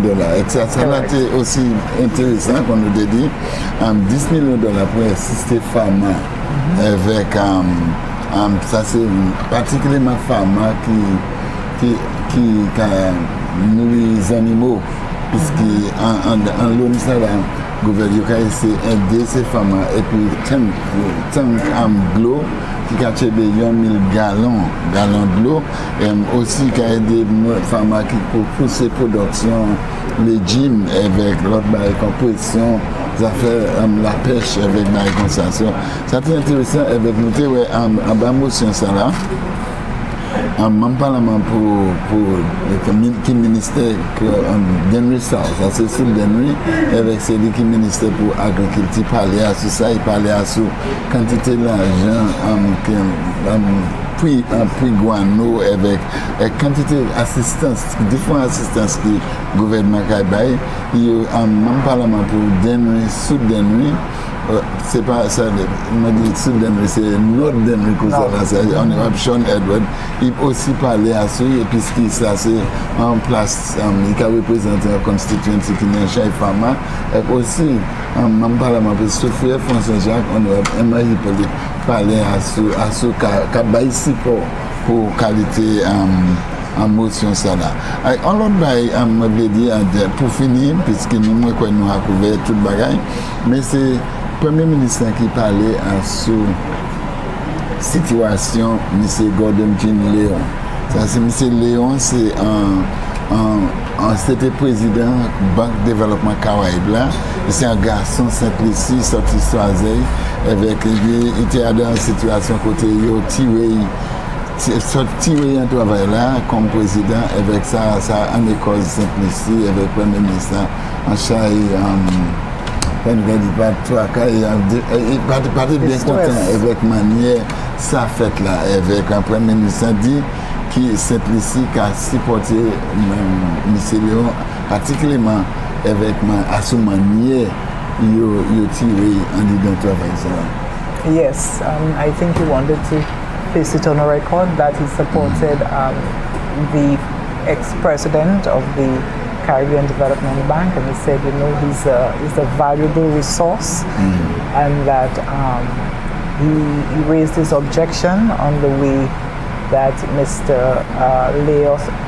Leo was forced to be removed from the bank. He said without even the input of the governor, the board of governors. But all in all, he said he did ask for a review on how Mr. Leo was removed, but he was outvoted. And yeah, that is what in summary happened in the House today. Ben, nous avons dit que la trois membres qui parti présent, c'est même parlement pour vieux fort, sud vieux, ça c'est notre vieux fort, même parlement pour la Bowie, parti présent avec même parlement pour sud Mikou, c'est trois membres parlement ça là, parti avec aussi, excusez, même parlement pour ça c'est sud Castries, c'est la tenue 4 qui parti président en Caille Conseil aujourd'hui. Eh bien, would you look at me? That's it. Thank you once again for joining us here for the live proceedings of the 12th Parliament, the 4th session of the 12th Parliament. On behalf of my colleague here, Mr. Michael Gaspar, I'm Bruce Leonti on behalf of the technicians and all of us, saying do have a good afternoon.